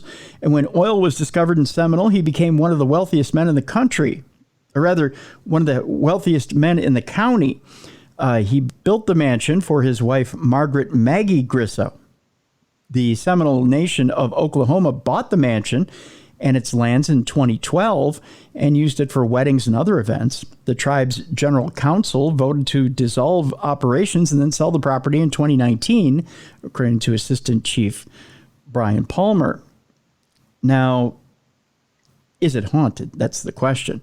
Stories abound that the Grisso Mansion is a place fraught with paranormal activity, and the Seminole tribe says Grisso's road to wealth was a dark and dishonorable one. Palmer said Grisso acquired much of his mineral rights through shady deals with Seminole tribal members, a commonality they share with other tribes in Oklahoma during the oil boom. This includes a Seminole woman he married, from whom he inherited much land and mineral holdings when she died not long after, Palmer said. There was a lot of shady deals with either someone marrying someone in the tribe or a judge awarding somebody custody of a minor, becoming their guardian and being able to essentially steal their mineral rights, Palmer went on to say. Seminole Nation is essentially one of the poorest, most economically deprived tribes in Oklahoma. Even though we had one of the highest producing oil regions in the world, it was basically all stolen, Palmer went on to say. Stories of paranormal activity include seeing a woman that can be best described as Maggie Grisso roaming the halls, according to the Native American Paranormal Project, which filmed a documentary in the mansion in 2013 that attempted to share the tribe's side of the oil boom story. A recent study conducted by Rocket Homes, which surveyed over 1,000 Americans, found that 1 in 4 individuals have their own ghost stories. The survey results also found that 55.8% of Americans believe in ghosts, 27.7% don't believe in them, and 16.5% are undecided as to whether ghosts exist. And when asked if they had any previous experience with houses that are haunted, 1/4 of surveyed adults claim to have lived in a haunted house. 1 in 3 Americans surveyed would be willing to purchase a house that is haunted, including our own Mallie Fox. 21% of surveyed adults would try to sell a house before they purchased if they discovered it was haunted. Interesting, huh? Yeah. So, knowing what you know now, Mal, would you buy the Grissom Mansion? If I had the moolah, yes. There you go. Except though, you know what? For some odd reason, though, the Native American hauntings, I don't know. I almost feel bad for purchasing a house with that kind of history, though, because they got screwed. Yeah, well, in this case, big time. Yeah. Yeah. So I don't know about that, though. But they do need the money. True. But if you look at it that way, do you feel like in a situation like this that you could go in, especially with your paranormal investigation background, do you feel like you could go in and you could settle things with the ghosts in that house? But see, I don't think if they don't want to settle, they're not going to settle. It's like when people say, "Oh, I cleared the house." Did you? Yeah, yeah. You know what I mean? You can't just cross them over because you want to cross them over. They're either going to go or they're not. So, well, I don't know. Do you think you can make peace with them so that you can if they want to live in harmony, yeah, I'm all for it. So they can stay. Yeah. Just, yeah. Don't do us any harm, but. Right. I don't know, but I always feel bad, like when you hear about like the orphanage, like the schools for the Native Americans, and how poorly they were treated, and just all of that stuff. I just feel, I don't know, there's that guilt. Yeah, that's for sure. It would be an interesting buy, that's for sure. But I think you'd have to do a lot of, if not physical work on the house, you probably have to do a lot of spiritual work on the house as well, right? In order to make it livable for everyone. Yeah. Get some shamans in there. Yeah, exactly. Let's move on. Ghost hunters in the UK, I believe this is, are saying that a paranormal recording on a haunted lane is their best capture yet. The Retford Ghost Hunters group says that it has footage of a spirit telling them the name of the lane that they were parked on. That, according to Rachel Parsons, who runs the paranormal group. Ghost hunters who claim that they have audio of a ghost speaking to them say the clip is their best find yet. The team have audio of what they say is a spirit telling them the name of the lane that they are parked on. That, according to Rachel Parsons, who runs Retford Ghost Hunters. The encounter followed a failed trip to a boarded-up building. Rachel said the team and driven over to Pac-Man Lane in Kiveton, South Yorkshire, which she says is known for being haunted, before asking the spirit for the name. They've seen a woman running across the road. There have even been UFO sightings there. It seems to be one of those areas where a lot of stuff happens. While live streaming to an audience on Facebook, ghost hunter Ron calls out into the night asking for the name of the lane that they are parked on. The duo seems to get an answer almost immediately with their necrophonics, is what they're calling it. Microphones that are used. Yeah, I know. That doesn't sound very good, does it? No, it doesn't. Microphones that are used to pick up such sounds, they say, recording what sounds like a man saying Pac-Man. In the clip, an exasperated Rachel yells, "Oh my God, he said Pac-Man." She told Lincolnshire Live. No one is able to explain it. It's absolutely crazy. It's like, wow, none of us were moving in the car. It's so weird, but it's fabulous, she went on to say. Though she missed it herself, viewers told her that a shadowy figure passed in front of the car. She said people were telling us that a black shadow had just walked straight across our car. We said, all right, and we were a bit skeptical. Sure, you got the voice and you were jumping up and down, but you didn't see the shadow. Right. Yeah. And then you're kind of like, nah, thanks for letting us know, but if we didn't see it, then... Thanks, but no thanks. We appreciate it all the same. Oh, funny. But watching it back, it's unbelievable. The shadow comes from under the car, stops for a millisecond, and then walks across like a typical specter the way it walks, she went on to say. She added that the thought of being there on that dark lane with a possible spirit around was both scary and mind-blowing.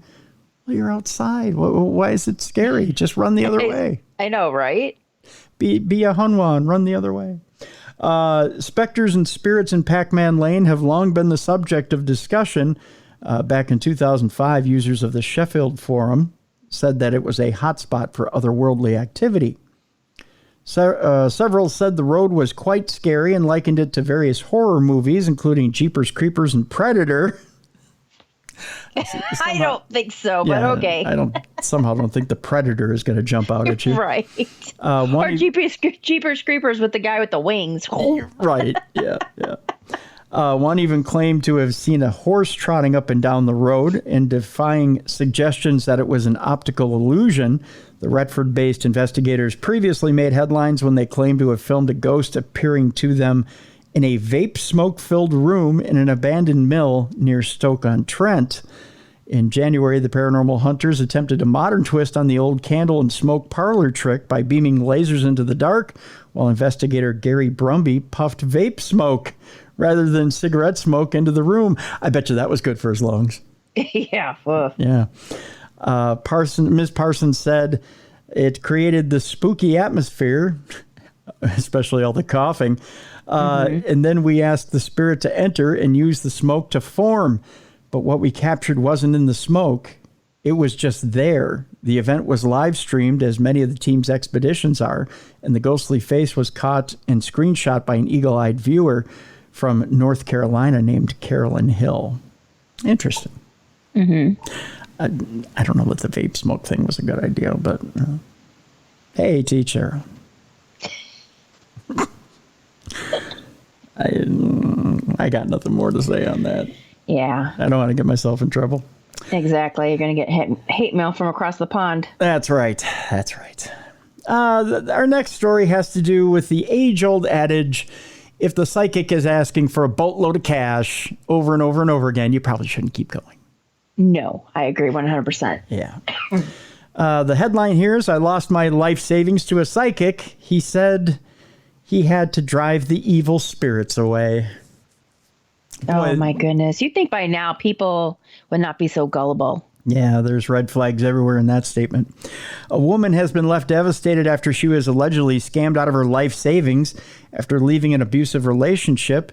She was preyed on by a psychic. That's in quotes. By the way, psychic, quote unquote. None of the psychics that we know that are legit would ever do that. No. I mean, we know some legit ones, but unfortunately, there are people out there that will prey on the... Yep. A woman has claimed that a psychic, quote unquote, scammed her out of her life savings visiting a spiritual healer in Melbourne, Australia. Again, that's in quotes, spiritual healer. Antoinette said that he had conned her out of more than 15,000 pounds, which is considerably more in dollars, right, to rid herself of evil spirits. After leaving an abusive relationship in 2021, she came across a local healer online and described himself as a renowned best psychic, astrologer, and spiritual healer on his website. I don't think so. He also listed a variety of services he provides, including curse and black magic removal. Antoinette, who's always been spiritual, scheduled a 50-pound reading in the hopes that it would direct her on a more positive path. She didn't expect that the so-called psychic would instead tell her that she was cursed.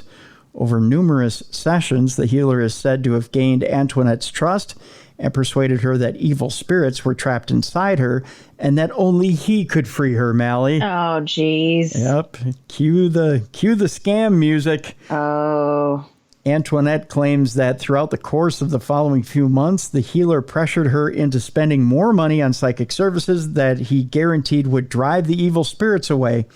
At that time, I was just really, really vulnerable and I had nothing to lose, she went on to say. That's when it went from £50 to £1,000 to oh my gosh, £2,300, and then all of a sudden he was asking for £8,700. Because you can't really sue for that because you willingly gave the money for. Right. You thought you were exchanging for services. Yeah. Right. Oh, poor lady. Yeah. When Antoinette started having issues with the large sums she was paying, the healer allegedly began to blackmail her. Oh, God. She said he told her not to talk to any of her friends or family about what was happening. Otherwise, the spell of the demons would get worse. Okay, that's a sign. Yeah, it is. He said that if she didn't pay, she would die. Oh, my God. Really? Antoinette said she was so manipulated by him that now she was determined to destroy the bad spirit. According to Antoinette, the blackmail persisted until she paid over £15,000 and depleted her savings account entirely. She said that when she eventually confronted the psychic and begged for her money back, he refused. Antoinette had gone from someone who was doing well in her business to someone who was struggling to pay for her groceries. Her mental health was severely impacted by the alleged scam, and due to embarrassment and shame, she hid her experience for a long time. Just let it go because I thought, this is so embarrassing. How could this happen to me? I'm smart, she explained. Antoinette claims she has not gotten any of her £15.3 thousand back and is skeptical that she ever will. Poor lady. She was vulnerable. Even the smartest people can be vulnerable. Yeah. I mean, over here in the States, we have things like, attorney generals and things like that you can try to lean on to try and get that back. But right. Or at least get them out of business. Yeah. Yeah. Or push them out of business. You're right. Mm-hmm. Yeah, exactly. Oh, poor lady. Yeah, exactly. Let's switch gears here, Mal. Are you somewhat skeptical when you hear about new dinosaur bones or footprints or anything like that pop up in the news? Actually, no, I'm not. I'm not. And I think it's because my brother and sister-in-law, they're into that kind of stuff and they go digging and they go on excavations and stuff like that. Okay. So, yeah, I don't know. Even when they appear in America? Yeah. Well, because they're all over frickin' hello. Nice language. Like Montana and Wyoming, because that's where my sister-in-law's from. Okay. So, okay. Yeah. What about you? Wouldn't you think that they're in the States? I don't know. There's for some reason alarm bells go off with me whenever I hear, brand new dinosaur bones or tracks or this or that. I don't know why. I don't know. My spidey sense goes off. Because they found that one. Oh wait, that wasn't in the States. I don't think. I think it's like Sue or something. It has a female name. It's not Peggy. I think it's Sue. Okay. That's been a traveling exhibit. Mm-hmm. Crap. Now I don't remember where they found it. I thought it was in the States, but maybe not. I can't tell you why and why I can't put my finger on it, but it's just, I just, whenever there's, maybe there are things that are still buried that need to be found. Maybe it just, to me, it seems like in the year 2023, you would think we've found everything by now, but maybe not. Maybe I'm the ignorant one. I don't know. There's a mainstream news story out there. It came out of Newsweek that dinosaur footprints have emerged amid a severe drought in Texas. Dinosaur footprints from millions of years ago have been revealed in the midst of Texas's severe drought conditions. The 113 million year old footprints were discovered last year in the Dinosaur Valley State Park in Glen Rose when the Paluxy River's water levels decreased mid-severe temperatures. These footprints were previously unseen, hiding below the water line. This year, they were once again visible as the state is once again hit by intense drought conditions.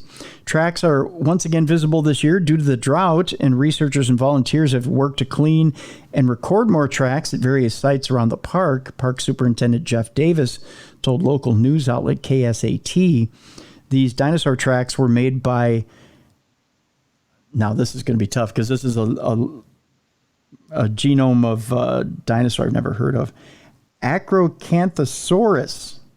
Okay. Which is a carnivore that lived from 113 to 110 million years ago during the Aptian and early Albian stages of the early Cretaceous period.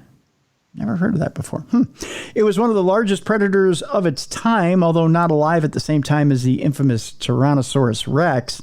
The Acrocanthosaurus nearly reached the same height. So it's a big one. Mm-hmm. That's the only thing I have to say. It's a big one. There are also other footprints in the Dinosaur Valley State Park that are easier to spot when the water is low.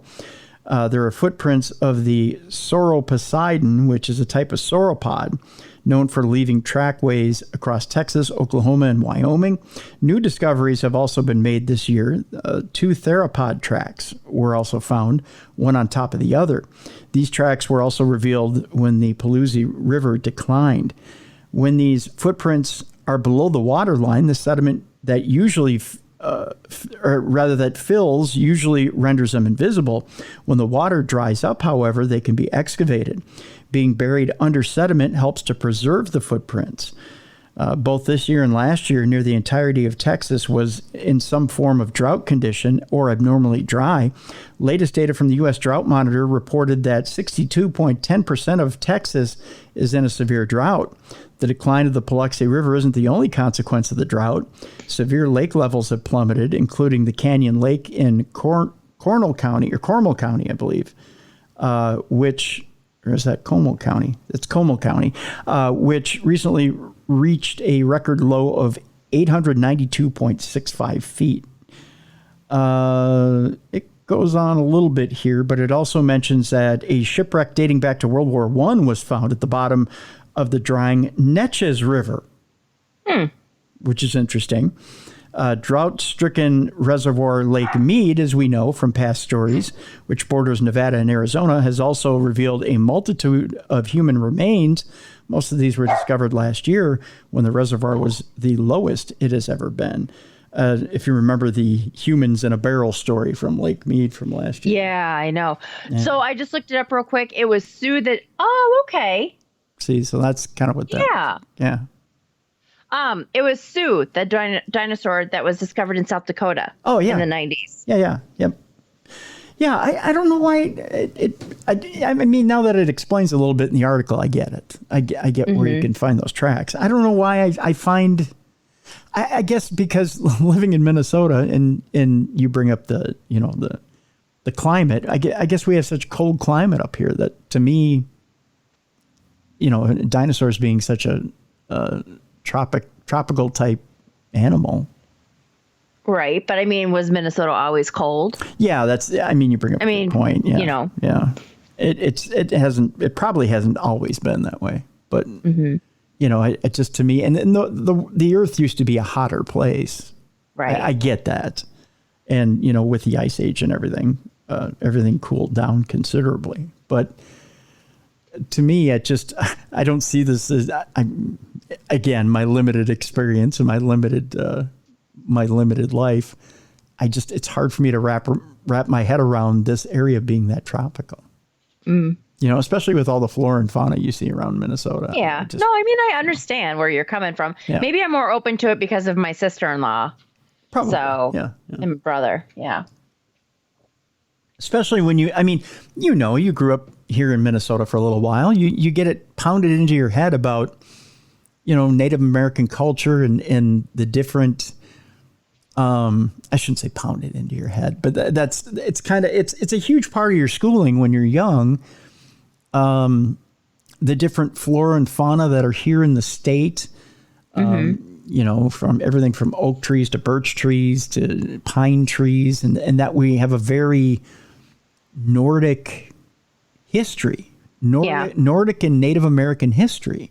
So to think, oh yeah, dinosaurs roamed this area 110, 113 million years ago, or however many million years ago, hundreds of millions of years ago, you go, well, not really, because it's Nordic and Native American. Why would there be, why would there be dinosaurs? So to me, it just, it's hard for me to wrap my head around that, I guess. Right. Yeah. So there you go. Speaking of things to wrap your head around, I'm going to show you another picture here, Mallie. Okay. I like pictures. Wildlife Photographer of the Year asks, is this a ghostly face or a fish? Oh, my. Yeah, isn't that a picture? Yeah. I'm assuming it's a fish. Well, one of those ugly ones that are found like in the depths of like where no human can go. That's right. That's right. This might be another one I might post the link to on the description of the show. The image appears to show an enormous scary face when suddenly emerging from the ocean. But what you're actually looking at is a stargazer fish, which has buried itself in the sandy floor of the Mediterranean.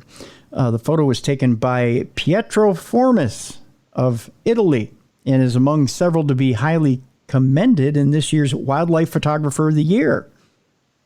Mr. Formis explained that he doesn't normally take photos for competitions. He submitted his image because he liked it a lot. That was the quote. I just happened to like it a lot, but didn't expect to win any commendation. He says, I'm super happy and I'm counting the days for the ceremony.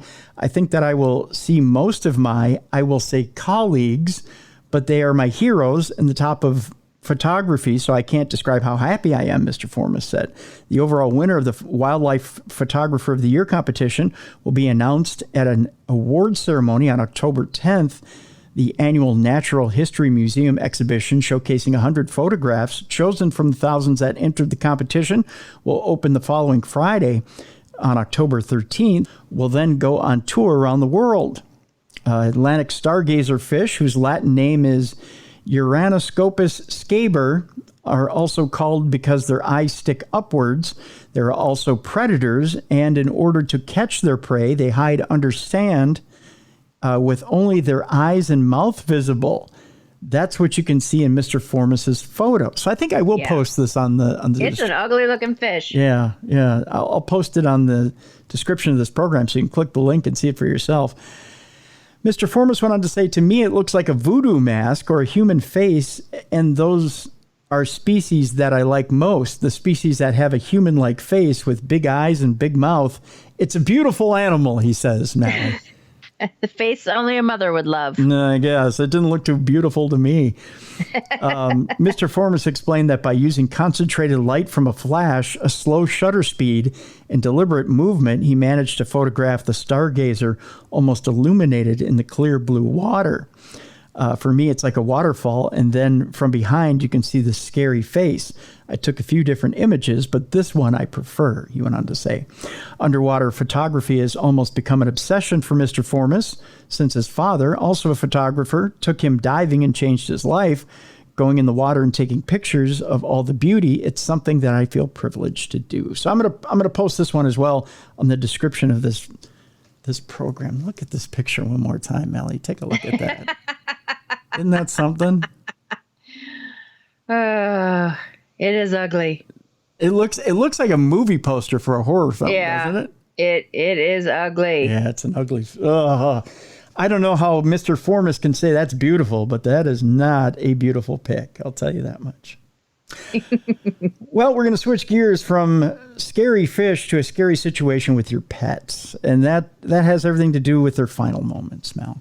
And there's a story out there that the only reason I pulled this is because, we do deal with death on this show, and we deal with it quite a bit. Right. But I have a hard time with death with animals than death with humans. Yeah, it is a difficult situation. And there's a vet out there that explains what pets do in their final moments, and it is devastating. A lot of pet owners, when they go to put their animal to sleep, or they feel that, their animal is suffering and they need to put it to sleep, a lot of them leave. In fact, according to this vet, 80 to 90% of pet owners leave. No, you should never leave. Right. And that's the thing. If you're, what's a good way to put this, Mallie? If you feel like you have the courage to do the right thing for your pet, then you should have the courage to stay with your pet. Yes. Through the entire I agree process. 100%. Yeah. I know it's not the easiest thing, but life isn't easy. Exactly. That's right. Life isn't easy. Losing a dog or cat is a painful and unimaginable experience that most pet owners have gone through in their lifetime, and animal lovers suffer the most devastating heartbreak when their beloved pet has to be put down, and it can be particularly heart-wrenching after that final goodbye. Some stay to witness their pet's final moments. However, others turn away from the devastating event. But a vet has revealed the heartbreaking things that pets usually do before being put down. And it's all caused by their owners, is what the vet is saying. On Twitter, a woman named Jessie Dietrich shared her vet's response to a question where he was asked to pinpoint the hardest part of the job. She wrote, he said when he has to put an animal down, 90% of owners don't actually want to be in the room when he injects them. So the animal's last moments are usually them frantically looking around for their owners. And to be honest, that broke me. Yep. Yeah. Jesse went on to say, and for this reason, I'm literally going to be cradling my homeboy Rick when his time comes with all his favorite toys and endless ear scratches at the ready, regardless of how distraught I am. Mm-hmm. Another Twitter user who claims to be a technician at a vet clinic shed some light on the heartbreaking claims. She said, I'd say 80% of owners want to be there, but we give them an injection to make them sleep first, basically surgically anesthetized, so the transition is that much smoother. And when owners don't want to be a part of the actual euthanasia, they stay for the sedation part, so at least they're there with them until they're sleeping. Makes everything so peaceful. Well, as peaceful as they can be, I guess. That was the quote from that vet tech. The tweet, which was shared in 2018, received a strong response, mainly from people who were very upset. She apologized to everyone, saying, didn't mean to break anyone's or everyone's hearts, just wanted to raise awareness. I'm so sorry. I mean, think about it, because that animal is in a strange environment. Mm-hmm. It just, yeah. And you need to be right there. Even though it's hard, you need to be right there. And that's the last thing that poor pet is seeing. Yeah. I mean, think about it. As a human, if you're in a strange environment and there's no one you love that's with you, you're only surrounded by, doctors that you don't know very well. Mm-hmm. I mean, hello, it's the same thing. Right. 2 stories left, Mal, to today's, I said dumb crimes, stupid criminals. Today's supernatural news. Well, I hope these put me in a good mood, because I'm like teary-eyed right now. Oh, no. These will put you in a good mood. These have to do with different animals that decided they wanted to be in some place other than their natural environment. Okay. Ready for this? Yes. We start with a curious deer who strolled into a Washington candy shop. My kind of deer. That's right. Evidently, the deer had a sweet tooth. The owners of a Washington candy store shared security camera footage of the moment where a sweet-toothed deer decided to wander into the business and browse the sweets. Jen Strobel, owner of Buddy and Howie's candy store in Ocean Shores, posted photos and video to the store's Facebook page showing the deer peering in through the open door and calmly coming inside for a closer look. The deer appeared transfixed by the store's taffy boat display. I wonder what the deer is thinking about when it sees a taffy boat. I don't know. Well, I mean, I'm intrigued when I watch them pull taffy, so. Mm-hmm. Oh, I am too. I could watch that for hours. Uh-huh. That and fudge making. Oh, yeah. The owner of the store said he came in and the only damage done was he might have got a piece of wonderful taffy. Aw. Oh, the deer got some taffy. Cute. Yeah. The deer left the store on its own after a few moments of browsing, the video shows. That's so cute. I got a picture here that here's the deer looking at the taffy boat. Aw, yeah, look at cute. That. Isn't that cool? Mm-hmm. Yeah, the deer got to see the taffy boat. I wonder which piece he picked out. There's a lot there, though. Yes. Why are you envisioning yourself like swimming in it? Yeah. I just see myself. Like Willy Wonka. Yep. Woo. Just see myself stripping down to my boxers and jumping in that thing. Yeah. Delicious taffy. Did I tell you I have taffy at my bedside? In case my sugar dips. Yeah. Oh. Because it's not only easy to chew, but I mean, the sugar hits you right away. So nice. Hey, have you ever been to the largest candy store in Minnesota? Yes. Yeah. Yeah. Is that place cool? Oh, that place. I did some major financial damage there. Yeah. We call that the diabetic coma place. Yes. And it's like the what am I trying to think? The Doctor Who phone booth. Yeah. Where it's small on the outside, but you get inside and you're like, holy crap, this place is gigantic. It doesn't look that big from the outside. And they added on in the last few years. Yes. Yeah. They added a whole new section, a whole new wing. Mm-hmm. Yeah. But they have everything there. I mean, yeah, they do. There's not a candy you can't find there. Mm-hmm. Yeah. And they do have a TARDIS on the inside. Yes, that's right. Yeah. It's back. It used to be. That. It used to be. It's where the Japanese food is now. Yeah. Candy. Yeah. Yeah. They moved it, I think, because it used to be the back left corner. I know, because when I took my knee caddy in there, I had to try and negotiate that corner. It was kind of tough. Yeah. Yeah. It's in that circular part. Yeah. Yep. Now. Yep. It's in the. So they moved it to the circular part. Yeah. It's in the circular part. Like the back when you come in, and I think to the left, and then you go to the right, and then you go all the way straight back, and then it's that circular part. It's there now, I think. Yep. Yep. Yeah. So if you're ever in Minnesota, want to go to Minnesota's largest candy store, you can look it up by that. It's in southern Minnesota, but it's Isn't it like Jordan or something? Yes, it's in Jordan. Yep. Yep. But they have stuff. I mean, they have chips and dips and you name it. It's just cash only. Have you ever had their pies? No, but I got their, was it Rice Krispie bars? Yeah. Yeah. No, I was eyeing up the pie, but then I knew we were already going to have dessert because we went before we had a family thing. Mm-hmm. And so, but no, I was looking at the pies, but I think I ended up getting Rice Krispie bars. Their pies are to die for. And Apple Crisp. Did I get Apple Crisp? I might have gotten Apple Crisp. Really? How was the Apple Crisp? Never had it. Yeah, it's good. Well, you can't go wrong with Apple Crisp. Hello. You can't. It's so good. We're getting into that season too. I know. Oh, I'm so excited. We're getting to apple orchard season too, which is with the donuts. Oh. What's the apple orchard out in White Bear Lake? There's one out in White Bear Lake that's just amazing. That's where my dad gets all the pies for the holidays. Okay. Yeah, they're really good. I can't wait for that. But yeah, they make a lot of good stuff. Cider. And, yeah, apple pie. Love cider. Yep.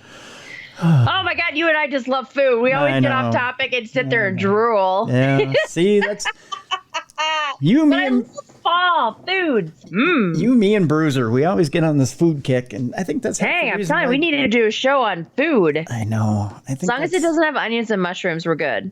You don't like onions and mushrooms? No. Since when? It's since forever. It's a texture thing. I can't do it. Can't do it. So when you go to Philly to do your cheesesteaks, you do them without onions? Just give me the meat and the cheese. Okay, so you're without.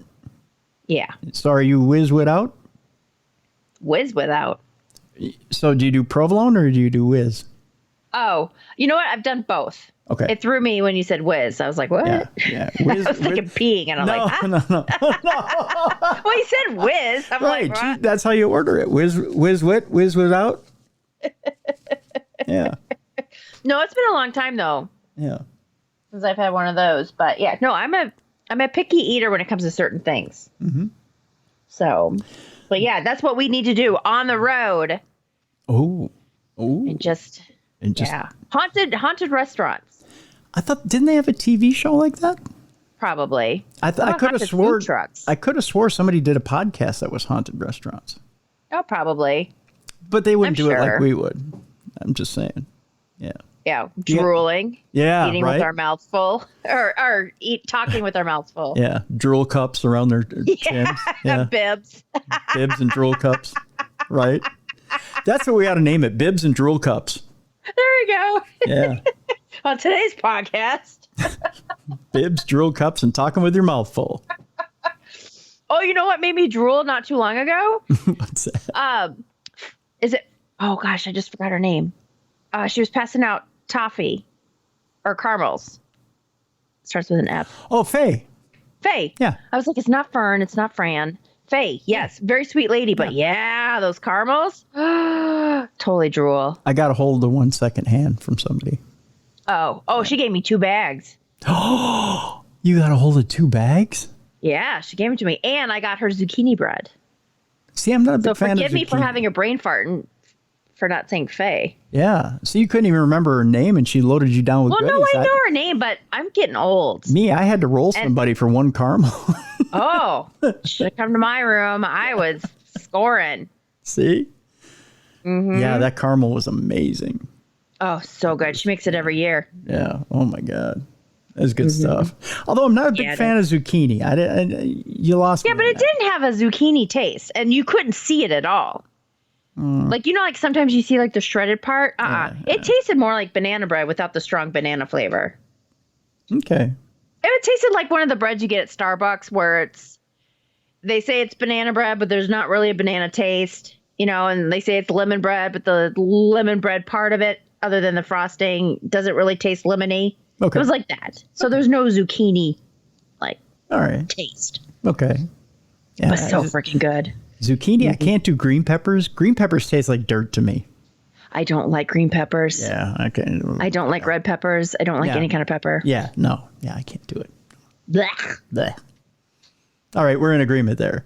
Yes. And I don't get what the fascination is outside of, like, when you go to Philly and you order a cheesesteak, there's no green peppers in your cheesesteak. That's everybody else in the nation puts green peppers in their cheesesteak. No.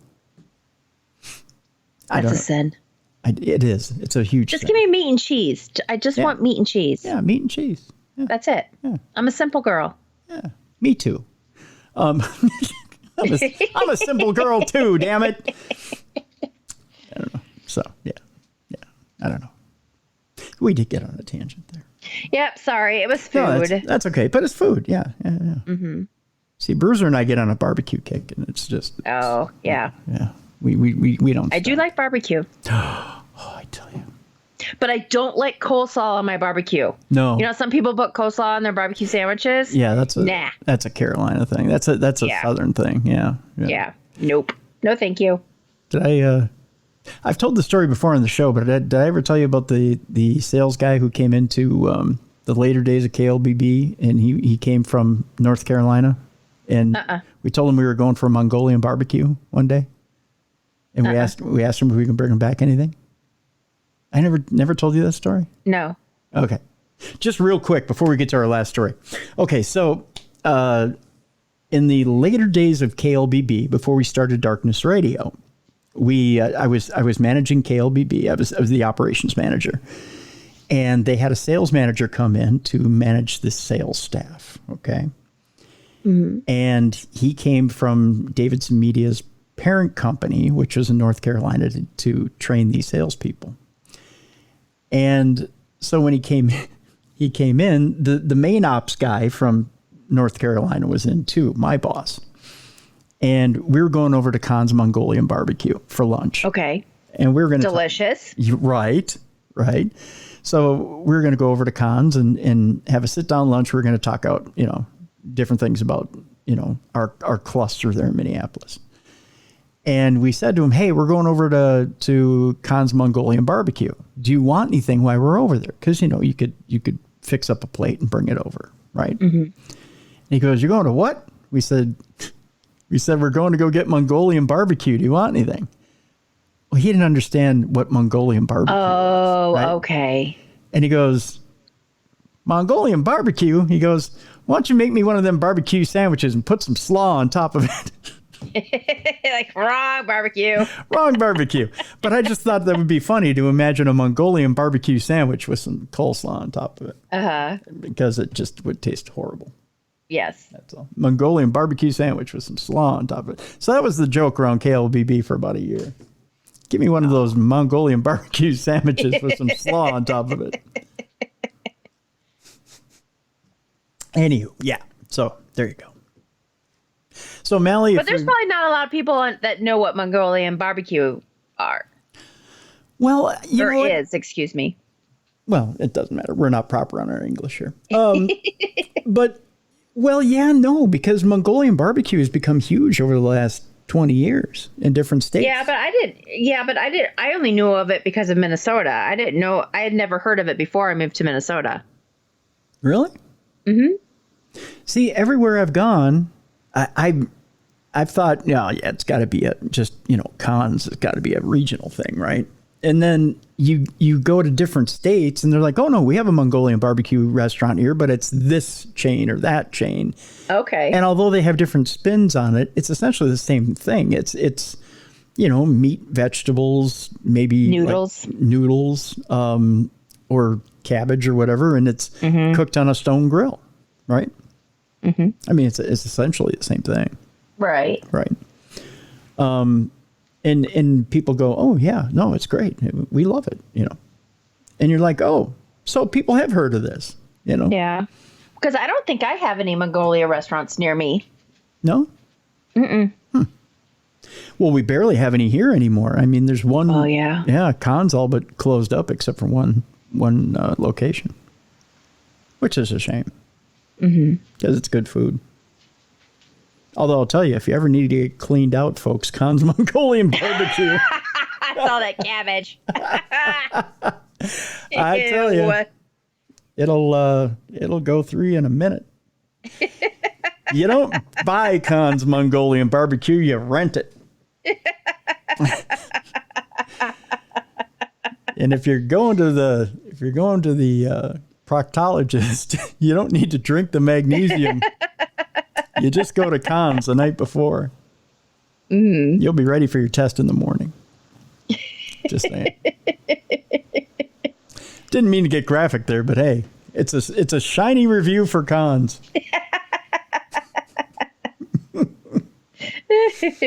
Yeah, I just looked it up. I don't have any near me.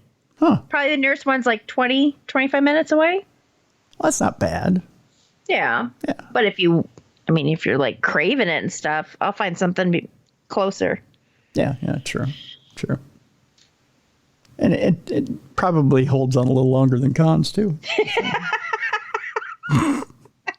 That's also we'll rate all these. We'll go to all these like restaurants and rate their food and stuff. But then we have to rate like bathroom issues afterwards. We'll call it like we'll rate their bathrooms and then we'll rate the like, oh, what kind of do they use? 2-ply, 4-ply? Is it well lit? Is it clean? And then we'll talk about like how long did it take for it to leave our system. We call it slidability in the business. Yeah. Slidability. On a 1 to 10 slidability. All right, I digress. 10 being extreme mudslide, 1 being I kept it for the night. So yeah, there's that. For our last story here, Mallie. We just totally got way off track. Yeah, so I apologize to everybody. Don't hate me. No, we don't hate you. Not at all. For our last story here on the big show on Supernatural News Wednesday, we're going to talk inspirational story here, and we're going to talk about a dog that just couldn't say no to rock and roll. That's right. You might have heard the story about Storm, the dog who decided to sneak into a Metallica concert. And when the call of rock and roll happens, Mallie, much like the call from Mongolian barbecue, one cannot resist the urge. And it just so happens that Storm, who's an adorable German Shepherd, snuck out of her Inglewood home there in California and enjoyed a Metallica concert at nearby SoFi Stadium. And is back with her owners now after being spayed. I didn't know that this was a result of going to a Metallica concert. Evidently, when you get caught and brought to the pound, they automatically spay you. Oh, I didn't know that. Spay or neuter you. It just happens. Oh. That's a hefty price to pay in order to go see Metallica. Yeah, well, the way tickets are nowadays, though, you might have gotten off with a better deal of paying for a ticket spaded rather than probably, yeah, right. The $350 ticket. I wonder if they charge the owner back for that deal. How did the dog get through? get past security? That's a good question. Like, you can't even bring a purse in to watch concerts nowadays. Right? You got a dog going through? Right. Maybe they thought it was a service animal and just let them in. Oh, could be. Could have been. Though it's unclear how exactly Storm got out of her home on August 25th, although there is another story that says they left a gate open. Oh, okay. And that Storm got out that way. Her owners were amused by her fun night out. We don't know how she got out. It says in this story, although I read a separate story that said they think she got out of an open gate. We checked our cameras and we didn't see nothing. Good English there, Kathy Villa told KTLA. She and Airbeth Hurtado found out the pup had gone to the heavy metal show like the rest of us, seeing the photo of Storm sitting among the crowd watching the band. And it's the cutest photo ever. I'm going to show you this photo. Have you seen the photo, Mallie? Yes, I have. Yeah, of Storm just sitting there. Yep. Tongue wagging, singing Master of Puppets. I don't know that that's the song she's singing, but it could be. Airbeth went on to say, I kept reading the captions and I was like, dude, she was really there in a seat. Like if she had bought a ticket, Villa said. We were laughing, Hurtado said. We were like, how did she get in the concert and actually sit in a seat? How did she get past all of the security and the gate and the metal detectors and everything? And I'm pretty sure it was super crowded. I'm thinking she might have snuck in like one of the back. Like the tunnels, like the underground tunnels? Yeah, like the loading docks. Yeah. She had to have. So she probably just squeezed her way through the crowd and sat down in a seat. Oh, she's a good dog. She sat in a seat. Storm is described as a calm yet playful dog, so Villa and Hurtado were also surprised that she managed to sit in a seat at all. They said she's hyper in one of the stories I read. She's really hyper. Villa said, I'm just shocked that she wasn't jumpy. She likes to jump. So she should have been at a House of Pain concert. Yeah. She should have been jumping around. As for Storm's musical taste, Villa and Hurtado said they think Storm is a fan of music. She should be a musical dog. My family always plays really loud music in the afternoon, so I want to say it wasn't something that was out of the norm for her. But I would say at an actual concert, yes. Interesting. Storm was reunited with her family the following day after being taken to a shelter. She had a great time listening to her favorite songs. This is according to a release from Metallica on social media. They said her favorite songs are Barks Eterna, Master of Puppies, and The Mailman That Never Comes. It's a play on words of their own hits. Right. Very cute. Very cute. So, yeah, but they actually, I was reading further into the story and they spayed her before they sent her back with her owners. Her owners actually recognized that she was in the, she was in the crowd. And then they got a hold of somebody at SoFi who said what shelter they had brought her to. So they went over to the shelter to pick her up. They were worried sick about her. Right. And went over to the shelter, picked her up, and found out that she had been spayed. And Bob Barker was somewhere in heaven going, see, I told you, spay and neuter all your pets. Yeah. And then they went and picked up Storm and brought her home. Well, hopefully they weren't going to breed her, because then that would have sucked. Yeah. I mean, I think if you're not going to breed them, they should be neutered and spayed and whatever, because of, to decrease the chance of cancer in the female dog. So, I mean, they should be, but they should also have permission from the owners before they do that. Well, in this article, it mentions that she's a German Shepherd, but she's actually a rare breed of German Shepherd. Oh. Right. Which got me thinking, just like you mentioned right there, Mallie, that, maybe they were meaning to breed her at one time. And the shelter, just automatically spays and neuters whatever dogs come in. What if? But do all states do that, or is that a California thing? No, it's just a California thing. Okay. Yeah, just a California thing. As far as I know. Yeah. But I thought, well, maybe they screwed something up there. Right. Yeah. Yeah. That was a little. I got to thinking that too. Well, what if they wanted to breed the dog and you guys screwed that up? Right. That could have been an expensive proposition too. Right. I mean, to do it that quickly. I mean, the dog was in there less than 24 hours. I thought it was 3 days, but Oh, was it 3 days that they Yeah. were at the shelter? Oh, okay. I thought it was like the next day that the dog got rescued. Okay, I misunderstood. Yeah, let me see if I can find the article because there was an article from the Mirror that actually interviewed the family, and that was actually a pretty in-depth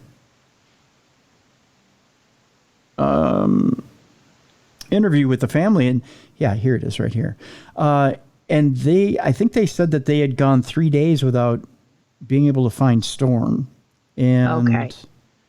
in that they had, let me see, is this? Yeah, they're talking about how the hell did she get in there, and yeah, here it is right here. They went on, or Arisbeth went on to say, we started calling the dog pounds and found the one who had picked her up from the stadium. Storm was so sad she started crying right away. She wanted to come home. We had to get her fixed, and then we were able to pick her up on Monday morning. So they required that she get fixed. Oh, in order to be picked up. Yep. Oh, okay. She was a little sad that first day we got her back, but by the next morning she was perfectly fine. Okay. And then they said, we're making sure to keep that gate closed. Right. Yeah, because she got out through the gate. So, yeah, interesting story indeed. But hey, she had a fun weekend. Exactly. Yeah. But yeah, so interesting little story about how, if you don't watch your pets, they'll end up going out and partying without you. Exactly. So there you go. I'm curious, Mal, if your dogs got out, what concert would they attend? Probably like New Wave. New Wave. Probably. They're all about the Depeche Mode. Is that what it is? Yep. Yeah. That's what I'm usually playing. Pet Shop Boys. Yeah. All that stuff. Yeah. That's probably what they'd go find themselves. And the funny thing is so I live in the downtown area and we have a concert venue, probably I would say maybe 5 blocks from my house. Mm-hmm. And they have all different kinds of bands and stuff. So I could see my dogs getting out and just hanging out by the door. I think if the chipmunks ever got out of the yard, chipmunks don't go any further than 50 to 100 feet from where they're born. But I think if they got out, like, I know Wicket would go to a Twins game because he'd want to hear Dick Bramer's voice. I don't know what it is about Wicket, but he'll come out of the den to hear Dick Bramer call a Twins game. It never fails. Maybe he has a comforting voice. I think he does. I think he has a voice that will smooth over the animal kingdom. But whenever I put on Dick Bramer's voice, he comes out to listen to Dick Bramer. I don't know.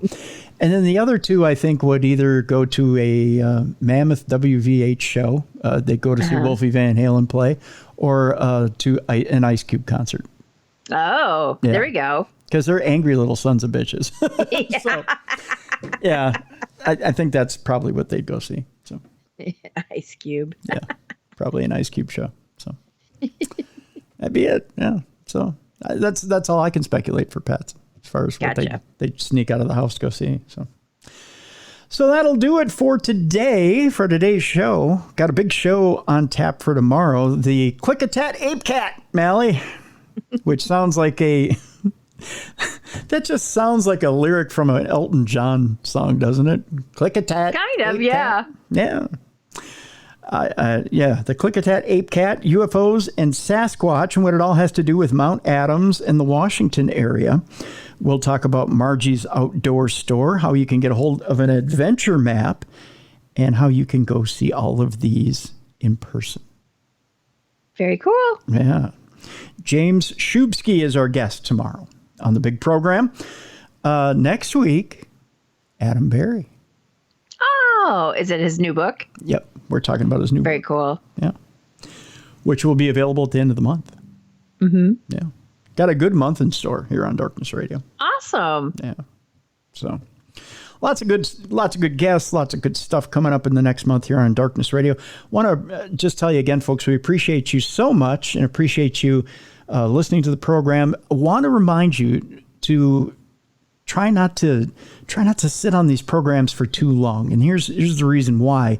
I know you like to binge these programs, that you like to listen to these programs and binge them either while you're at work or working around the house or doing whatever. But we want to get credit for these programs as soon as we can, especially with our advertisers. That's what keeps us on the air. If you could listen to these programs within 2 weeks of the release date, we appreciate it. That way we're able to get credit with our advertisers, and they keep coming back and they keep our show on the air. So if you could do that, we appreciate it.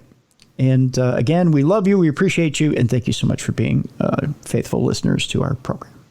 So there you go. Mallie, what you got going on? Nothing much. Getting ready for the fall season. So starting to buy my Halloween decorations because we're going to change it up this year. Oh, yeah? Yeah, we're doing Beetlejuice. Oh, very nice. Yes. So I'm excited about that. I've got to put the clothes that I was selling at the Michigan Paracon. I've got to put that up on the site. And yeah, so busy. Family reunion, all that good stuff. Very good. And of course, the site is paranormalgirl.com, and we'll have a link to it on the description of this program. If you want to check out all things that are Mallie Fox and all the great things she has on that website, by all means, paranormalgirl.com. Thank you. Absolutely. So that'll do it for today, folks. We'll see you tomorrow for James Shubsky and the Klickitat Ape Cat UFOs and Sasquatch. For Mallie Fox, I'm Tim Dennis. Thank you so much for tuning in to the best in paranormal podcasting. This has been Darkness Radio.